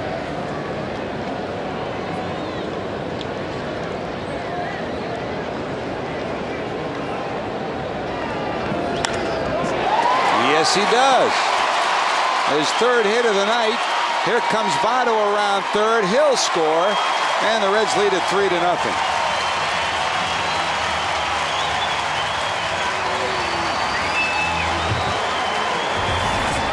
Well, the Reds Reds came out early this afternoon. They worked on some base running, and that was a hit that really fell right into line with what Dusty Baker and Mark Berry wanted his ball club to do. Good swing right there by Edwin Encarnacion. A protection swing with 2 strikes on him, but a great jump. I mean, a great jump by Joey Votto right there. So good they didn't even have a play at the plate or even a throw to the plate.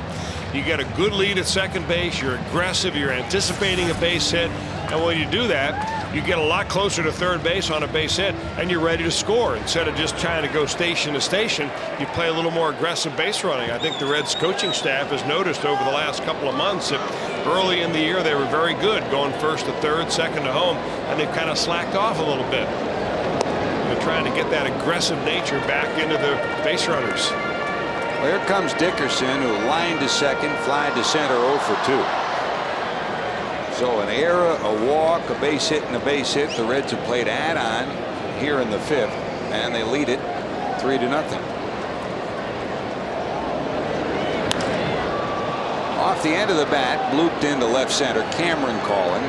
He's got it. That'll do it, but the damage done. An error by the shortstop Hardy opens the gates. The Reds score 2, lead it 3-0.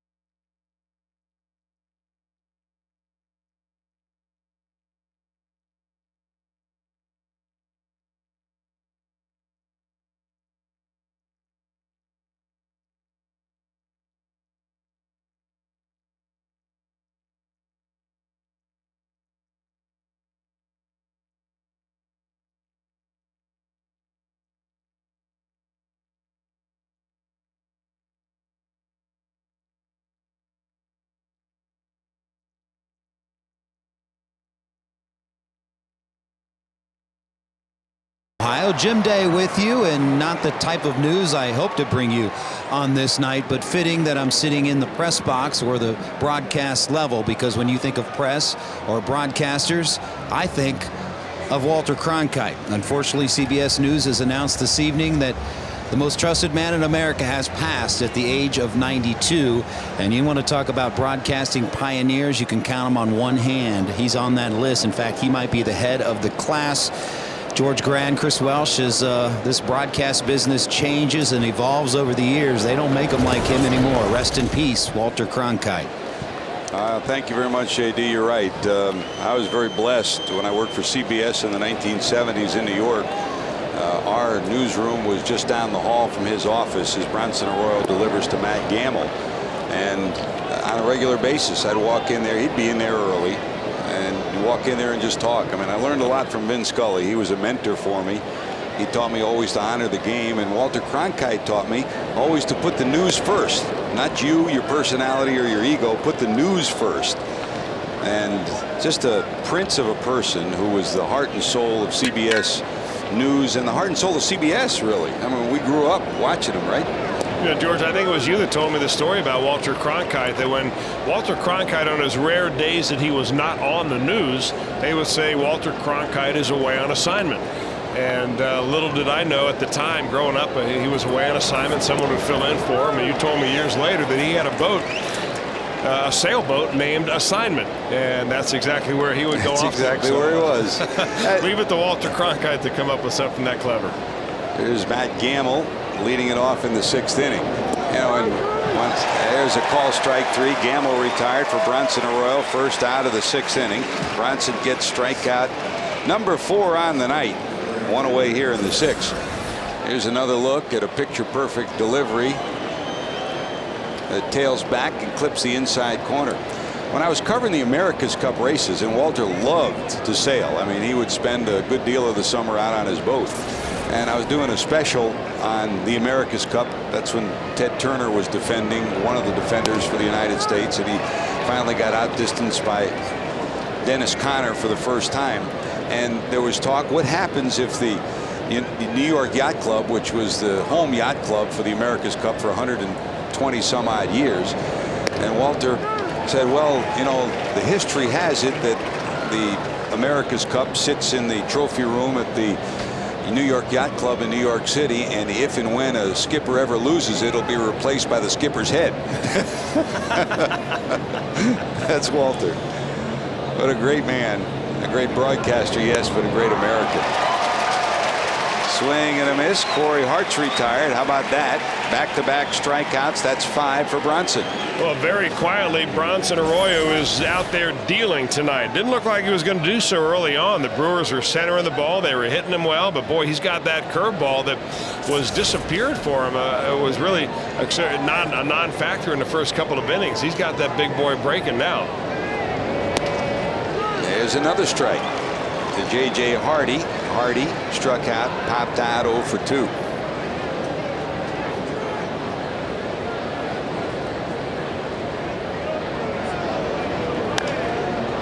In the air to center field. Taveras, edge of the warning track. He'll squeeze it. 1, 2, 3 for Bronson. His best inning of the night. His first 1, 2, 3 clean inning. Reds lead at 3-0.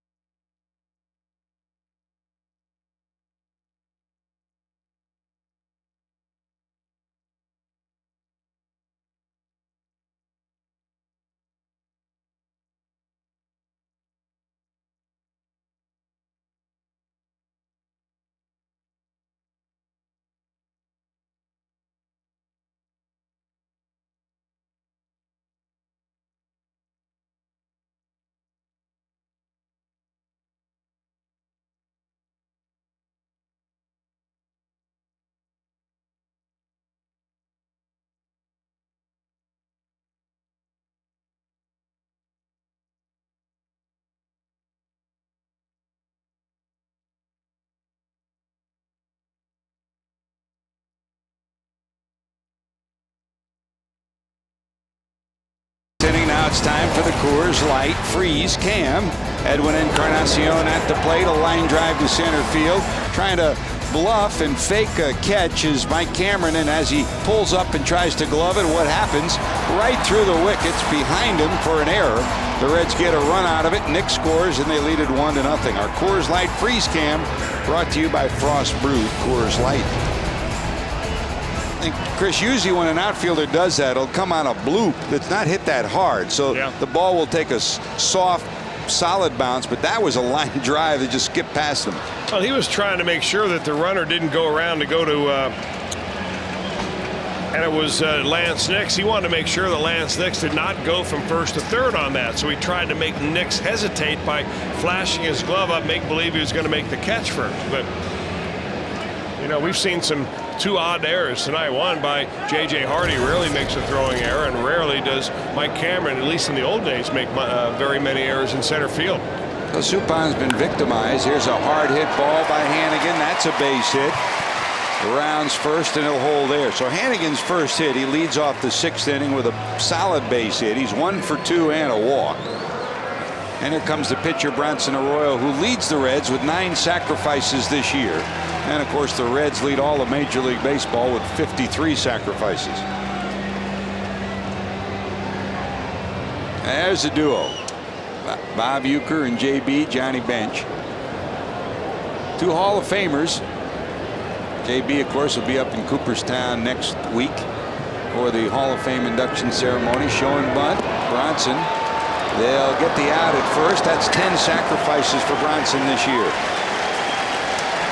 And Chris, we were talking before the game, talking with Bob Uecker. We're trying to handicap Rickey Henderson's speech. I mean, good luck. In the 30 years I've been going up to Cooperstown, Bob Uecker's speech was the best. It was by far and away. It was unbelievable. He had the Hall of Famers were asking for more. And I said, okay, what do you think? He said, well, Rickey's speech could be, if it's short, could be one of the best ever. If it's long, could be one of the worst ever. So it'll be interesting to see what happens. Well, you know, I was reading an article about Rickey tonight, George. He was talking with some friends and a reporter and said, you know what? He has not given up his desire to make a comeback. So maybe he'll pick up his Hall of Fame plaque first and then try to make a comeback, much in a way that Jim Palmer tried that at one point. Jim Palmer, and even there was talk of Tommy Lasorda coming back to manage too. That's a line shot by Taveras. Foul. Willie bounced to third, reached on a bunt hit, reached on an error. Now usually, and one of the more entertaining Hall of Famers every year up there is Johnny Bench. I mean, we've had times where once there was a thunderstorm and Daniel Rodriguez, America's tenor, the fireman from New York who sings the national anthem so wondrously, he was scheduled to be there to deliver the national anthem, and the thunderstorms prevented his plane from landing. So we needed someone to sing the national anthem and someone to sing "Old Canada." And Ferguson Jenkins, who's a native Canadian, said, I can't do it because I make a mistake, they'll crucify me. So Johnny Bench said, I'll do it. And Johnny Bench got up there and he sang "Old Canada," did a tremendous job. That's, I mean, under pressure. That's why JB was a great player and a great Hall of Famer too. And you can imagine that's an entertaining inning right there with the two of them together. Well, it's already entertaining with Uecker alone. You add Bench to the mix. Probably talking anything but baseball. Or at least about this baseball game anyway. Maybe some Cooperstown stories. 2 balls, 1 strike to Taveras. Broken bat over second. Hauled in by Counsell for the second out. You and I were fortunate. The week and a half before Bob Uecker gave his Hall of Fame speech, we were in Milwaukee, and he sat down and gave us really a preview of the speech in our pregame piece with him. It was the short version. That was about the 7-minute version. When he gave his speech, usually the Hall of Famers that sit behind who's ever speaking, if you get somebody that gives a particularly long speech, you'll get the Hall of Famers. It's hot there. They'll say, come on, speed it up. It's hot up here. And verbally, they'll attack who's ever speaking. The fans don't hear it, but the people on the stage hear it. When Uecker gave his speech, they were calling for more. He said, don't stop, give us some more. The most entertaining speech I've ever heard in 30 years up at Cooperstown. Yeah, you can hear him tell the same story and joke over and over again. You laugh harder each time he tells it. You're right. Boy, truly one of baseball's treasures. Unbelievable. A great broadcaster with the Brewers so many times on the Tonight Show with Johnny Carson. Just a joy to be around. Just a good person too. He's helped so many young broadcasters as well. Here's Hairston. That's in the dirt. 1 ball and 1 strike. Jerry bounced out, walked, and flied out.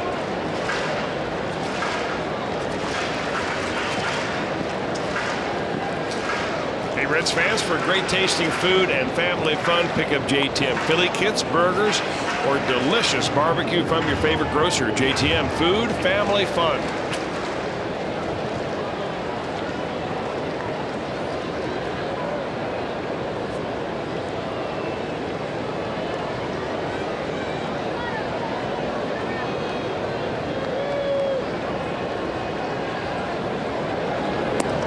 On the corner for a strike.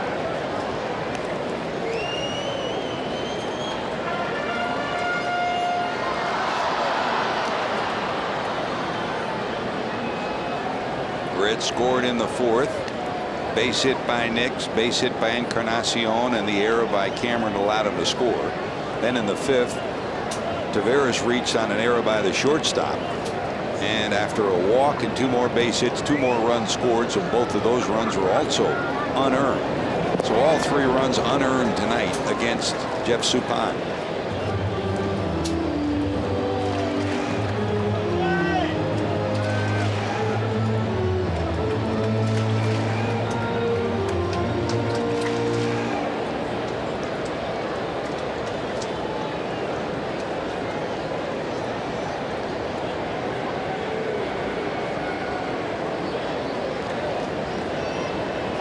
Two.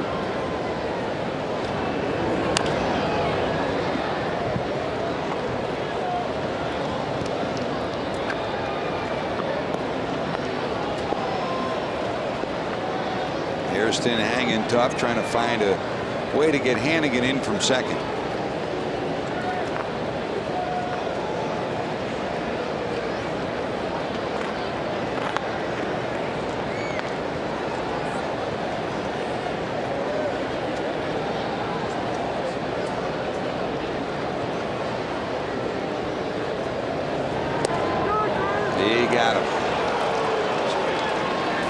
Strikeout for Suppan. 6th inning over. We're going to the 7th. The Reds lead at 3-0.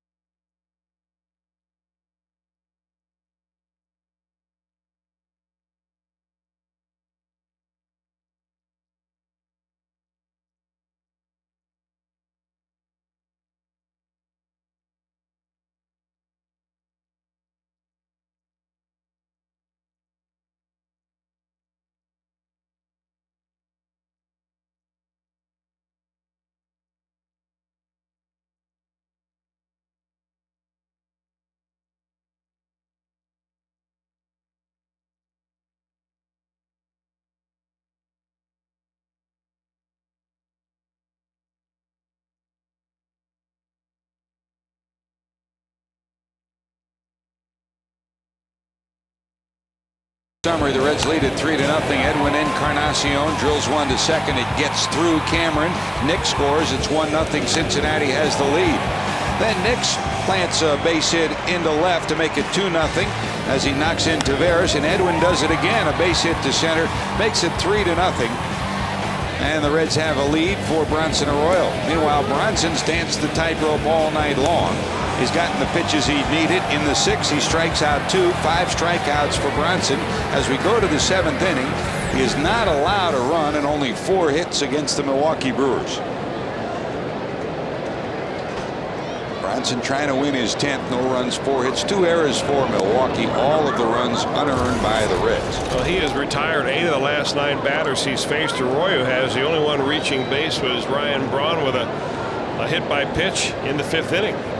So what started out to be a very tough outing for him, at least from an effort standpoint, trying to get his pitches to work. Now all of a sudden everything seems to have come together.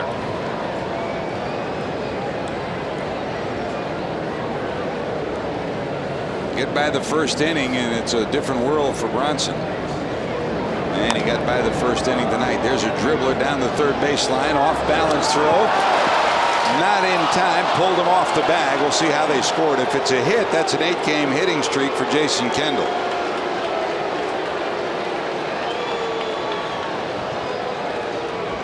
Now, you know, in retrospect, you're sitting where we are, George, in the 3rd deck. It's easy to say, hey, why didn't Bronson give way to Edwin Encarnacion right here? But you're really not sure unless you take your eye off the ball and look up to see where that fielder is. And unless that fielder comes in charging hard and says, hey, I got it, So the pitcher goes ahead and tries to get it, and Joey Votto probably would have been better off just trying to get that ball and then come off the bat completely. Pull the old Keith Hernandez trick on it, like I did touch it at one point.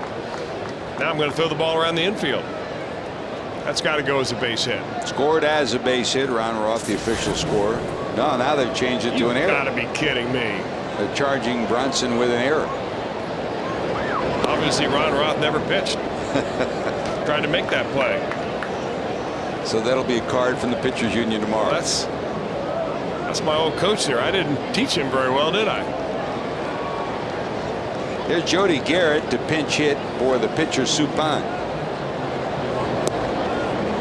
This bench has Garrett and Catalanato, two veteran right-handed hitters that were added once the season began to give you some punch off the bench. Both of them good pinch hitters, Garrett and Catalanato from the right side. There's a pop-up behind home plate and out of play. George, I'm going to give Ron Roth an excuse right here because he's got the night off. Actually, it's Mike Cameron sitting in on him tonight as official scorer. The former very fine and great high school coach from Moeller High School.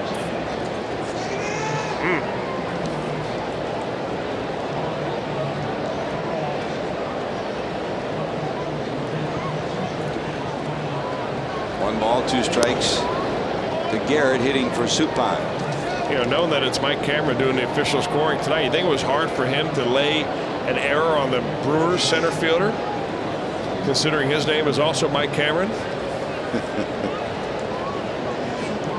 I don't think there's a relation, though. Garrett slaps it foul. Count stays at 2 balls and 2 strikes. So Suppan exits on the short end of a 3-0 score. All 3 of the runs unearned. 7 hits allowed, 3 runs in 6 innings of work. None of those runs were earned. 2 strikeouts on the night.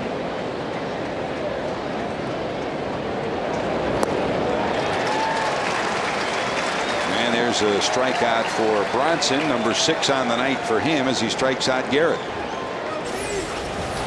Well, he's been striking him out. That's 3 strikeouts of the last 5 batters that he has faced. Good breaking ball down. Boy, the pitch that he could not throw early in the game with any consistency was that curveball, but he stayed stubborn with it, and he's finally found a good feel for it. And even 100 pitches for Arroyo. Back to the top of the order, Counsell, 1 for 3, a single to right in the 3rd.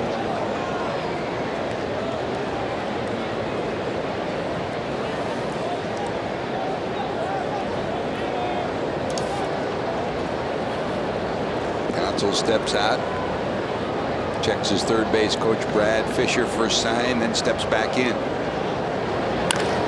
That's going to make it through into right. A 2 for 4 night for Counsell. And Kendall will hold at second.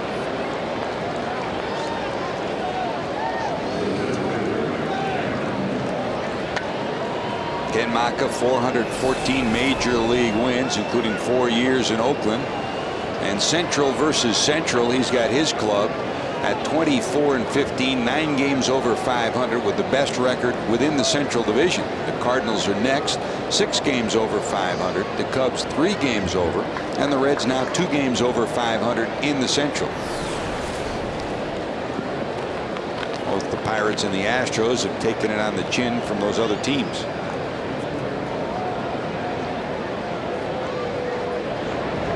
There's Cameron. Mike reached on an infield hit, struck out, flied out, 1 for 3.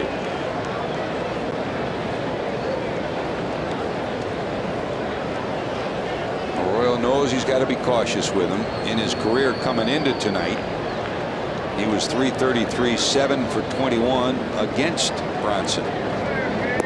Breaking ball just misses, 1-1. Arthur Rhodes, the lefty. Nick Massett, the righty, loosening in the bullpen. And you know, when you face the Brewers, you want to have an Arthur Rhodes sitting there for Prince Fielder.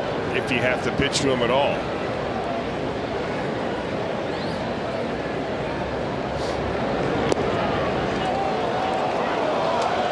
Missed a little bit down and in, misses a little bit down and away, and it's 2-1. You know, Bronson Arroyo is a lot like Jeff Suppan in a number of different ways. Their career numbers parallel each other, although Suppan has been around longer. And they both want you to swing at those pitches that they tease you with right off the plate.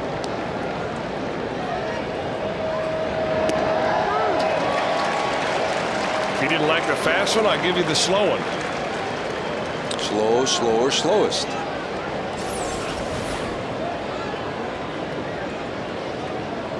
You watch Arroyo pitch and you understand why he is the one pitcher on this Reds pitching staff that has been begging Dusty Baker all year long to eliminate a fifth starter and go with 4 pitchers. He wants to be in a 4-man rotation and pitch just as often as he possibly can because he really doesn't put a lot of stress on his arm with the way he throws.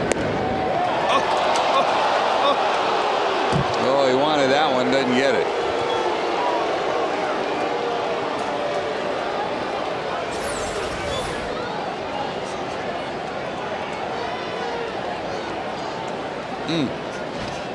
You know, Mike Cameron, I don't think he read that as a ball and decided not to swing. I think he realized if I swing at it, I'm not going to do anything with it, so I might as well hold up. Full count, 3-2 with 2 on and 1 out. Fastball misses up high, so thinking he had a 2-2 strikeout. There's a walk, and here comes Dusty. With Braun due up, and then Fielder behind him. In a 3-0 ball game, the bases are now loaded with 1 out.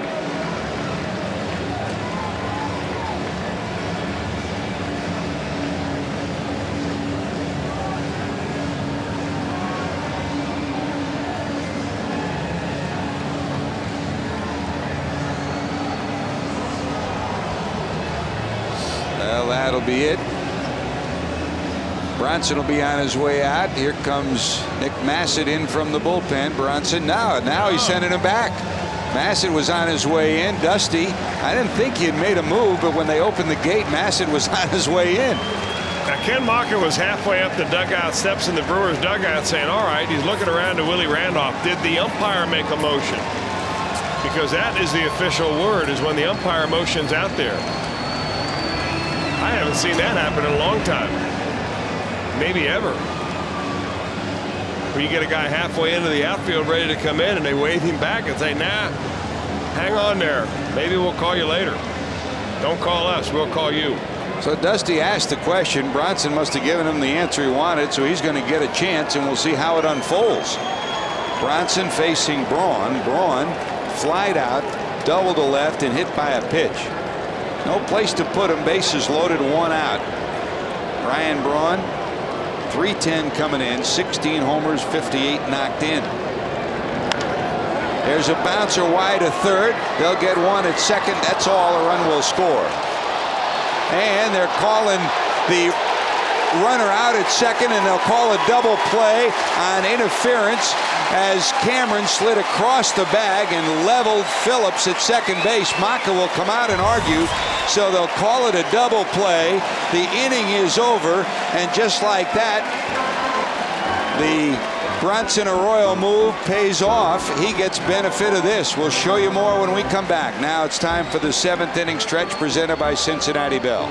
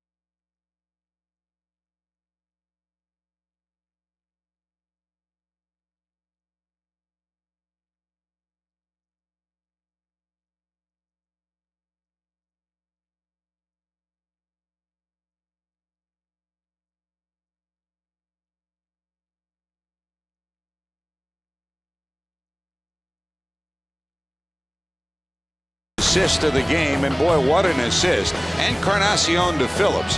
And the second base umpire, Kevin Causey, rules that Cameron slid through the bag and interfered with Phillips, which means it is a double play. That means that the Brewers don't get a run out of it, even though the throw's never made to first. The batter is called out. Double play, inning over.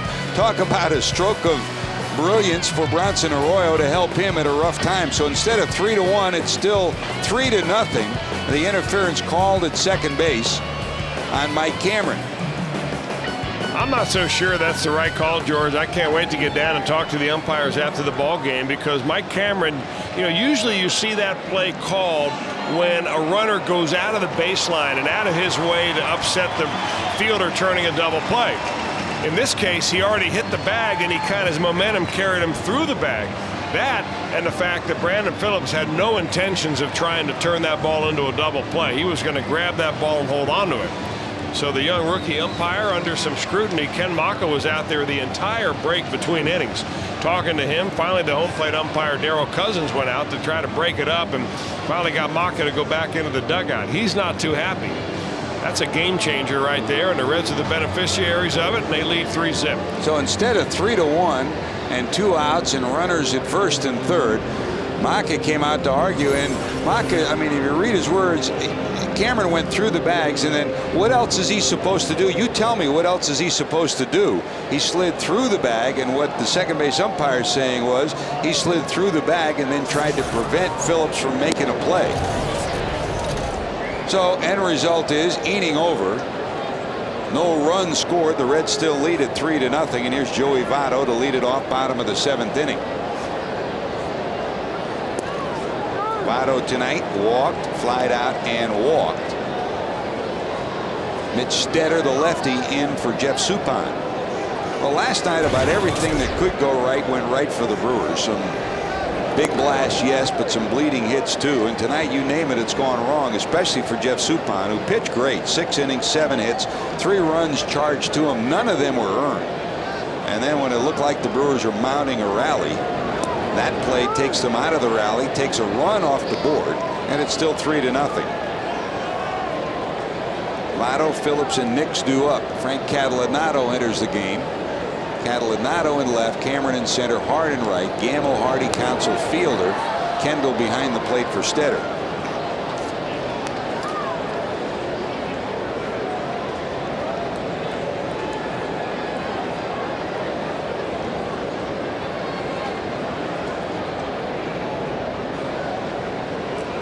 So Catalanato will enter the game in the 9th spot, and the pitcher Stetter will enter the game in Braun's spot, which would have been the 3rd spot. So Braun out of the mix for the final 2 innings, and Catalanato in the 9th spot. Votto sends it to left, Catalanato over in fair territory, hauls it in for the first out.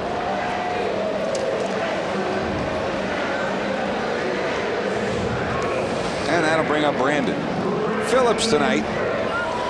Line to left, line to right, fly to left, and then fly to right. 0 for 3. His biggest assist of the night was that last play down at second base. Very seldom do you see that play called behind the bag. Usually if it's called, the second baseman or the shortstop are involved either way to the left or way to the right. That's a shot in the left by Brandon. He's on with a base hit, a 1 for 4 night for Phillips. 1 out, 1 on, and here's Nix. A little different swing when you're a right-hander against a sidewinding Mitch Stetter than you are when you're left-handed, and Brandon scalds that one into left field for a base hit. It seems like the Brewers always have a pitcher like Stetter, don't they? I mean, a sidewinding left-hander that throws sidearm from down around Laredo somewhere. They had Brian Schaus for many years over there doing that. Really didn't throw a lot on the ball, but boy, he keeps throwing that breaking ball, and against left-handers, he can be very tough. Here's Nix, and of course with Dunn and Griffey, the Brewers always had a couple of left-handers in the bullpen waiting for the big left-handers for the Reds. Here's Nix tonight, popped to second, singled in the 4th, and then scored. and knocked in a run in the 5th. So 2 for 3 for Lance. And out comes Billy Castro to talk to Stetter. And if you joined us late tonight, there is another batter on the bench for the Reds. The switch hitting Drew Sutton, called up from Louisville. Josh Renicky sent back down to Louisville. You know, the options for Dusty Baker are to send a right-handed hitter up there like Johnny Gomes to hit for Lance Nix. But in a tight ball game like that, one of the considerations that he has is that you weaken your outfield, because Nix is a considerably better defensive outfielder than is Johnny Gomes. So that's what he's faced right now. He goes, all right, do I want to keep my good defense out there and protect the lead, or do I want to maybe try to add on right here by sending Gomes up? Against left-handers, Nix has struggled. He's a .227 hitter, only 5 hits and 27 at bats, or 22 at bats, and 10 punch-outs. Popped up in the infield.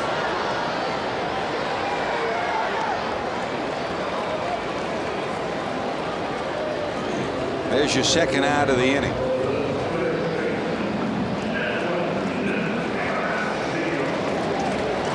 And that'll bring up Edwin. What a night for Encarnacion. Infield hit. Singled in the 4th inning. And when the ball got by Cameron in center field, that allowed the first run, Nix, to score, and the Reds led 1-0. Then he singled in another run in the 5th. So a run batted in and 3 hits for Edwin. The average after a long battle is over 200 at 220.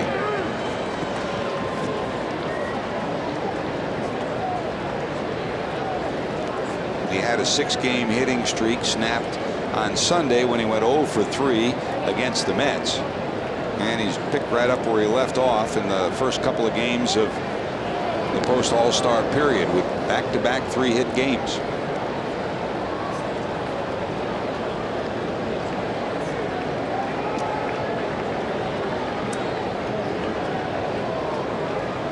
Hits, including a homer last night. Waves at that. No balls and 2 strikes.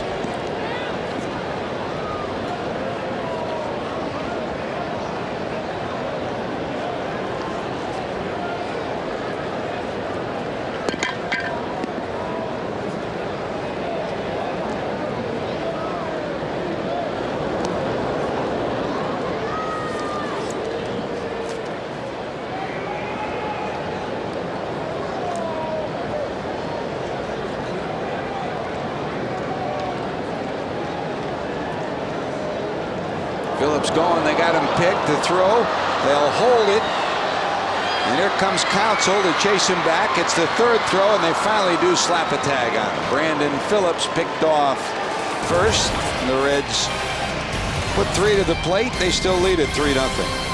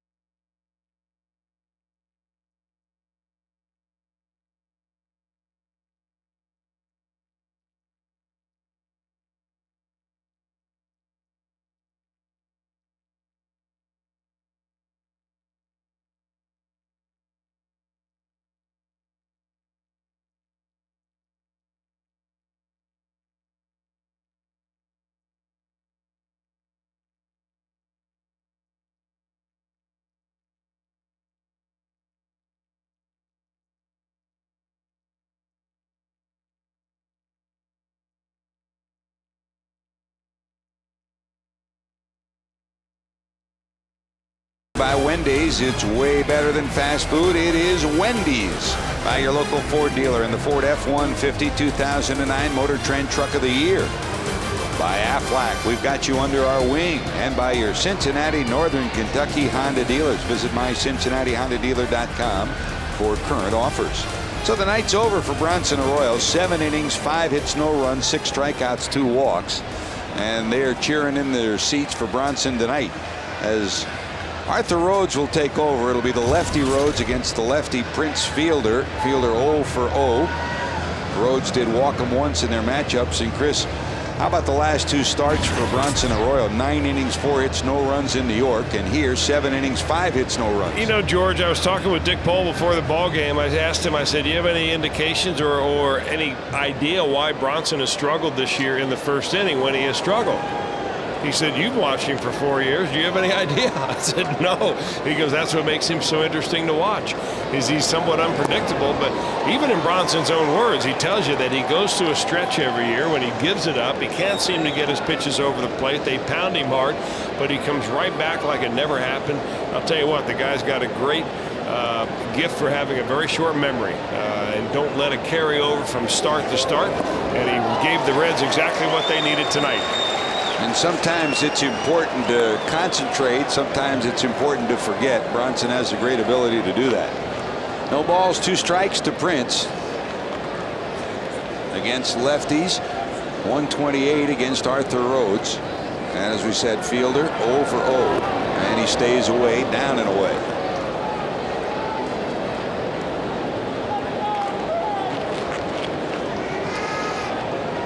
Well, the good news is nobody on base when this big guy comes to the plate. And the Reds lead it 3-0. Got him. Money in the bank. That's number 53 for the Reds this year. Arthur Rhodes delivers. There's out number 1 of the 8th inning. Boy, there's nothing better for a left-handed reliever to come in and face the best lefty on the other team, maybe one of the better left-handed hitters in the entire league, and just put him down like this. Make him chase your pitches, pitch it, even if he hit it, he couldn't do anything with. That's the old equalizer right there. Arthur Rhodes. 39 years of age. He's on a pace to have 69 appearances. His career high of appearances is 72. That was back in 2000. So he's not getting older, he's getting better. Won't be 40 till October. Just a kid. 1 away. Here's Matt Gamble. You know, he looks mean too. You get a good look at him on TV right there, and you think, boy, he's got that like permanent scowl. But he couldn't be a nicer teammate, nicer guy. First couple of times you meet him, they would give you that scowl, and you're like, do I really want to do this interview? Don't let everybody know he's a great guy. At least not the other team. Yep. 2 balls, 1 strike to Gamble, who won't turn 24 until next week. So a bright young offensive prospect. By the way, speaking of birthdays, next week will be Gamble's. Our thanks to a couple of great Reds fans who watch Reds games all the time. Rhodes delivers. That's inside. To Angie and Mary Walter. Angie in Cincinnati, 100 years of age. Mary from Greensburg, Indiana, 95 years old. They never miss a game on TV. Chris, we say hi to Angie and Mary tonight watching Reds baseball on Fox Sports Ohio. There's a big swing, and it's 3-2. 195 years of following Reds baseball between the two of them.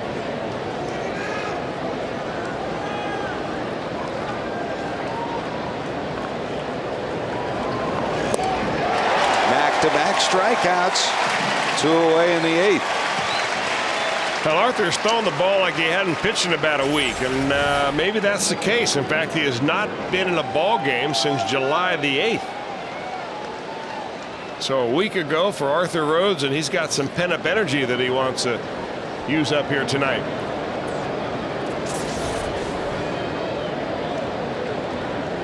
One of his former teammates, Jamie Moyer, who almost had a no-hitter last night, pitched brilliantly in the Philadelphia win over Florida 4-0 when we were in Philadelphia, said he's like Old Man River, but you got to let the river rest once in a while, and he hit the nail on the head. You can't overuse him, Chris, and you can be on a pace for 69 or 70 games, but you have to use it judicially. Give him a day off here or there, and sometimes two. And I think Dusty Baker has done a good job doing that. I mean, you get in the habit of going to your horses so many times, but he's been good at it. Fly ball to right. Dickerson, warning track wall, got it. 1, 2, 3 for not Old Man River. It's the long winding road of Arthur Rhodes. Reds lead at 3-0.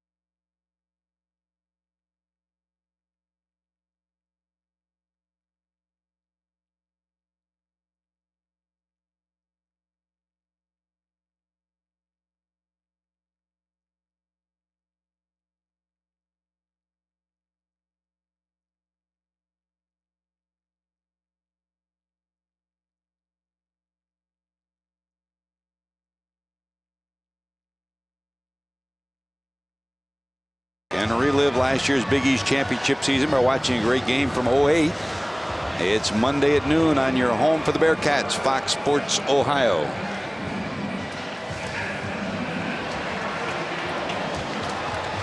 Here come the Reds as we go to the bottom of the 8th. Edwin Encarnacion, who was at the plate when it all ended in the 7th inning. Here's Chris Smith, who will take over. Smith, the third pitcher. Jeff Suppan, 6 innings, 7 hits, 3 runs, none of them earned. Stetter pitched an inning, allowed a hit. And here comes Edwin. Edwin reached on an infield hit. Had a base hit to center that knocked in the first run for the Reds when the ball got by Cameron, went all the way to the warning track, and Nick scored. Then he had a run batted in the 5th. So 3 for 3. And a run batted in. Encarnacion was at the plate when Phillips was picked off and caught stealing on a 1 to 3 to 4 to 1 putout.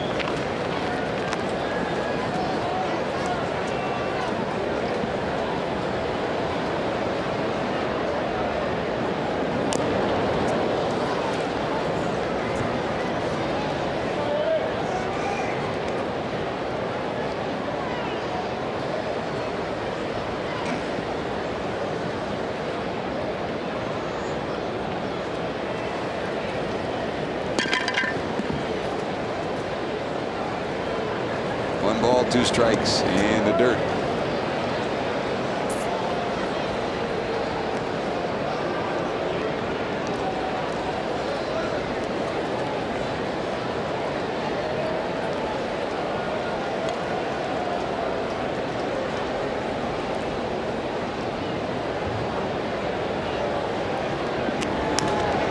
Drill, but foul into the left field corner.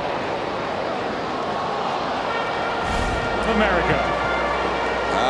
All-Star week, a lot of great moments, and I asked Prince Fielder some of his favorite moments. He said one of them was watching the president with the first pitch toss, And Albert Pujols, you know, Chris Pujols grabbed that ball. Usually you give it back to the person that throws it. He didn't give it to him. He held it, didn't he? He made a nice play right there. He did not want to let the president short hop a ball to home plate, so he made sure he got to that ball before it hit the dirt. Nice play by Albert, as usual. Now, does that make President Obama a member officially of the Pitchers Union? Because, oh, yeah. Okay. He went all the way to the top of the mound, right? Okay. It brings back memory of some of the great first pitches that we've seen over the years. We're still working with Mayor Mallory. We'll get him back out here. We'll get John Browdy to work with him. Of all the first pitches, JB's was one of the best. No. In his own mind. Actually, George, it was one of the worst. In fact, it was the worst until Mayor Mallory showed up. Left field towards the corner, heading back. It's going to be gone. How about Edwin Encarnacion? He's white hot. 4 for 4, 7 hits the last 2 games. Another home run, his 3rd in the last week.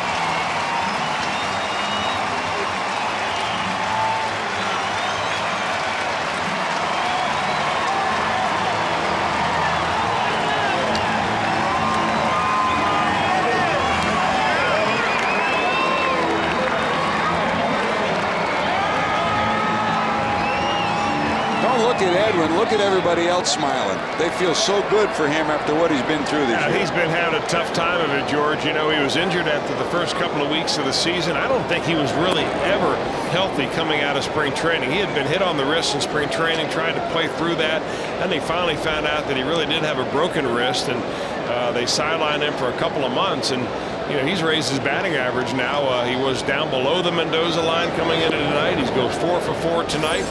And puts a good swing on a Chris Smith slider right there, and it's see you later. 7 hits in the last 2 nights. That's a picture-perfect view of Encarnacion's homer, his 4th of the season.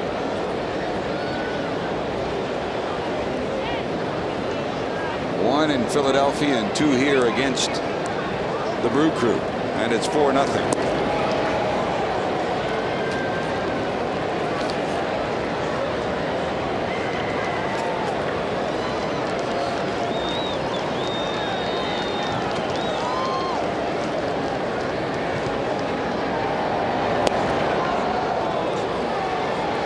Swing and a miss by Dickerson. 3 balls and 2 strikes.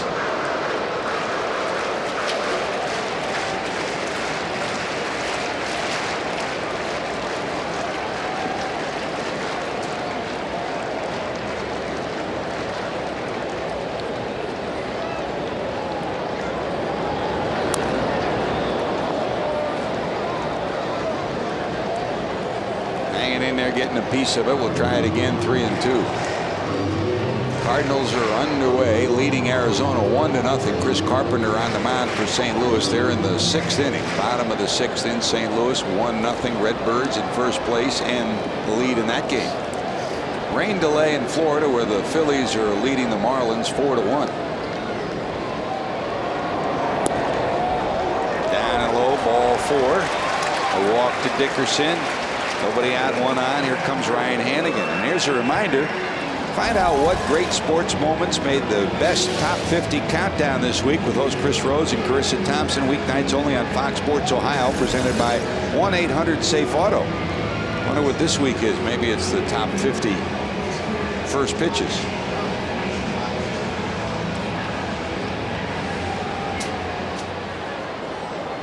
Here's Hannigan. Ryan tonight struck out, walked, and singled. 1 for 2 officially. Arthur Rhodes spot, the pitcher spot, due up next. Drew Sutton has moved into the on-deck circle for Cincinnati. Drew just called back up from Louisville.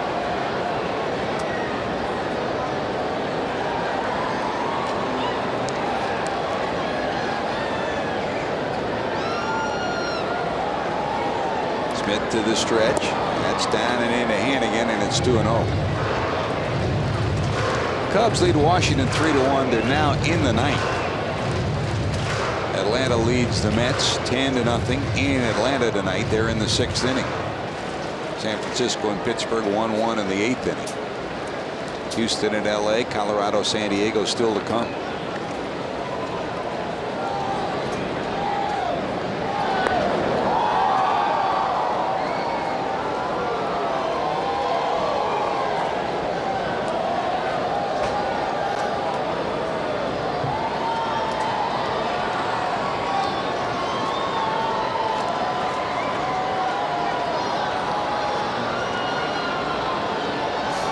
Dickerson going down to third. They're going to be safe at second, but they will get the out at first. Well, the Reds almost got the benefit, and Dickerson slow getting up at second.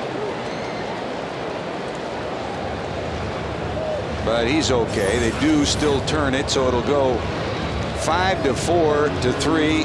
Not a double play, and out. Well, the ball's hit so sharply by Ryan Hannigan right there that Gallo makes the right play.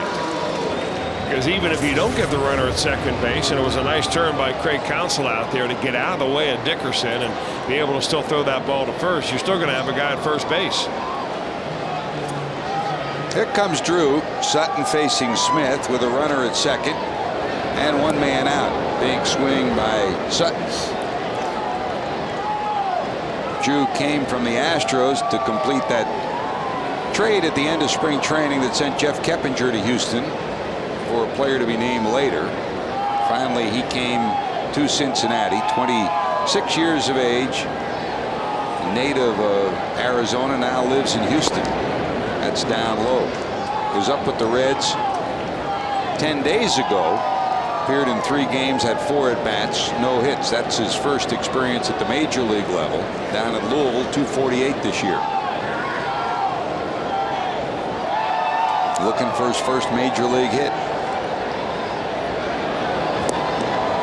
Out in front of that, 1 ball, 2 strikes.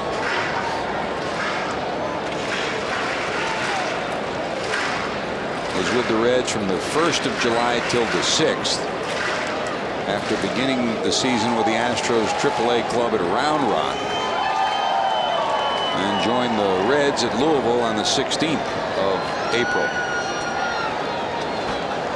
Got off to a slow start, battling mononucleosis, so the Reds down at AAA really never did get a full view of him for a few weeks. Plays around the infield, short, second, and third.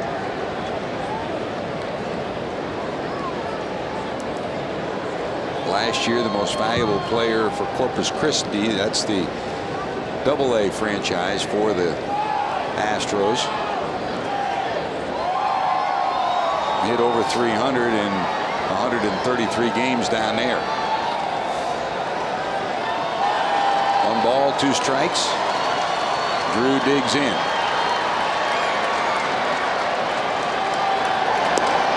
Missing wide.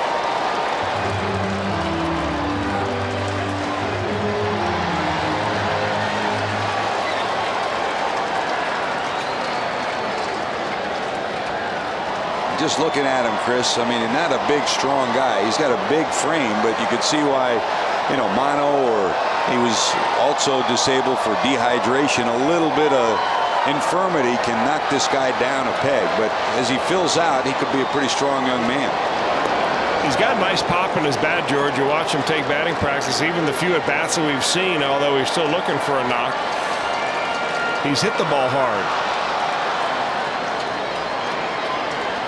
You know, he's really what a lot of managers would like to have on your team. A switch hitting, very versatile player. Can play infield, all around the infield and the outfield. Worked it to full, 3-2. Swing and a miss. Sutton retired. First strikeout for Smith, 2 away, and back to Willie Taveras at the top of the order as Kenny Maka will come out. Here's another look. Simply beat him with a fastball.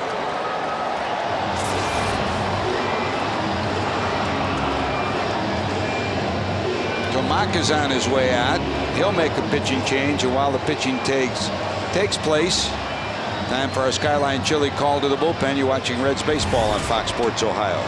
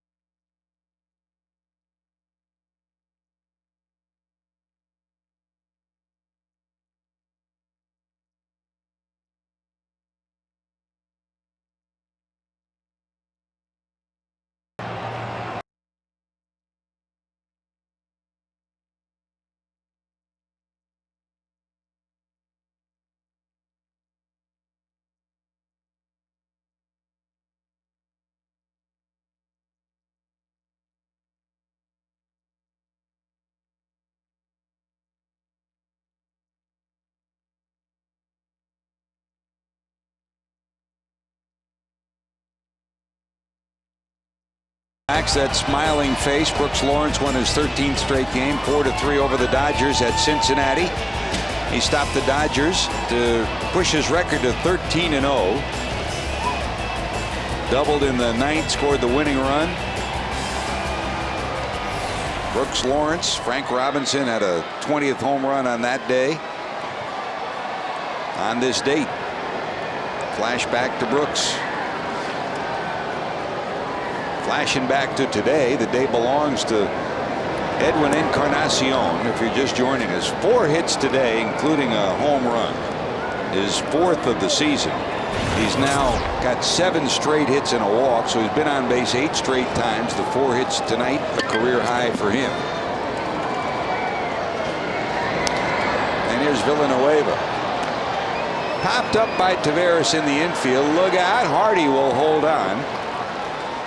But the Reds do more damage. Edwin delivers the round tripper. Reds lead it 4-0.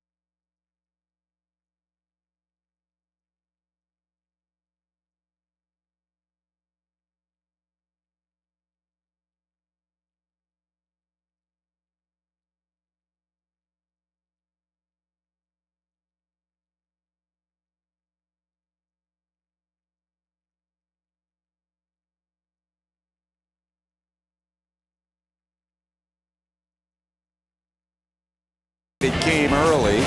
Corey Hart swung towards the line, closing in on this line drive off the bat of Brandon Phillips. He makes a tumbling catch to save extra bases and a run. Nice catch by Corey Hart. All Brandon could do is smile and tip his cap to him. A great play by Hart.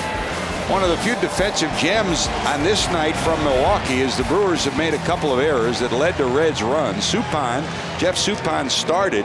He went 6 innings, allowed 7 hits, 3 runs scored against him. None of the runs were earned due to Milwaukee errors by Mike Cameron and J.J. Hardy.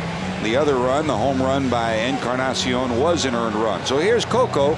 Francisco Cordero will come in the 9th inning to try to wrap things up. Well, he had a tune-up during the All-Star week, pitched an inning of shutout baseball for the National League, and he'd like to add save number 22 of this season. That would be save number 233 on his career if he's able to convert it. It's not a save. Let me check that. They had him warmed up during a save situation. The home run by Edwin erased the save, but going to get him in there anyway. When he started warming up at the beginning of the inning, it was 3-0.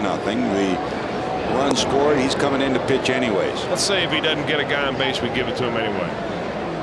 That's a new revision to the pitchers union rules. Yes. Did you have a meeting between innings of the board of directors? Not yet. After the game, George. After the game. Tradition on Friday nights. That will be at to be determined. A secret place where there'll be a secret ballot. There's a bouncer down to third. Edwin. Oh, what a night. Good defensively, good offensively. Edwin Encarnacion gets the first hit of the night. I know where you could go. You could go to Penn Station Subs because they provided some dandy food tonight. They certainly did, George. I tell you what, it didn't take us long to wolf it down either before the ball game. Nice folks at Penn Station and great subs. There's Kendall. Jason has a 7-game hitting streak on the line. He thought he had a base hit in the 7th on a dribbler down the third base line. That was at first scored a hit, then changed to an error. So he's 0 for 3. Fly ball to right, bounce it to third, and reached on the error by Bronson Arroyo.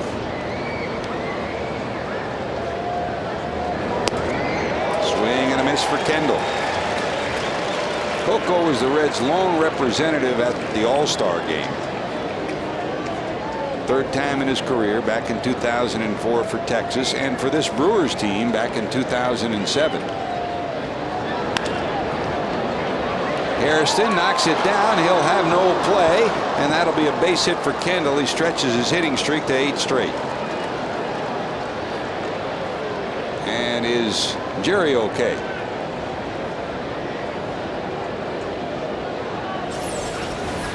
Signaling to Francisco Cordero, give me a minute here to put my uniform back on. What an effort he makes right here to dive. He kind of smothers the ball. I'm wondering if it may have gotten loose from his glove and kind of pushed against his chest as he came across the ball right there.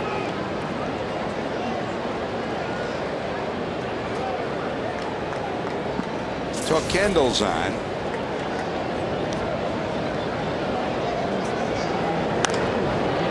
There's a fly ball to left, going back, reaching up. Dickerson got it. Casey McGee pinch hitting. Flies out to right. And that's the second out of the inning. And that'll bring up Counsell at the top of the order. 25,687 in the ballpark. They're up behind the Reds dugout, looking for Coco to stem the Reds' tide and give the Reds their first win in this 4-game set. Cincinnati lost last night 9-6, and tonight Bronson Arroyo's been superb. Arroyo 7 innings, 5 hits, no runs. Rhodes had a 1-2-3 8th, and here in the 9th, Coco Cordero trying to close the door. Bats down to first, but foul as Kendall is off and running. They don't hold him on. Votto with the foul ball. That young man with a souvenir.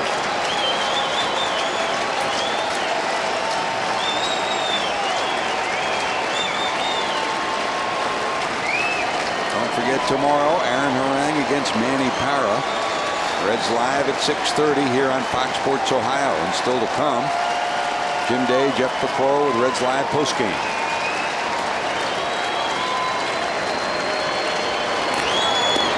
Down and in. Counsell in his career 1 for 5 against Cordero.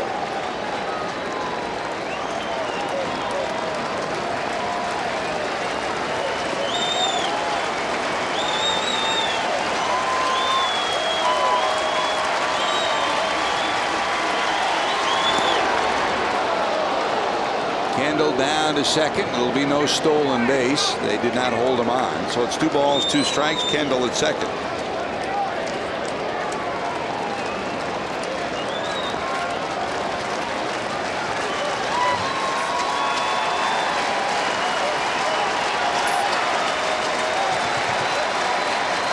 That infield hit given up by Coco, the first hit he's given up in his last 7 appearances, and that of the infield variety. Full count, 3-2.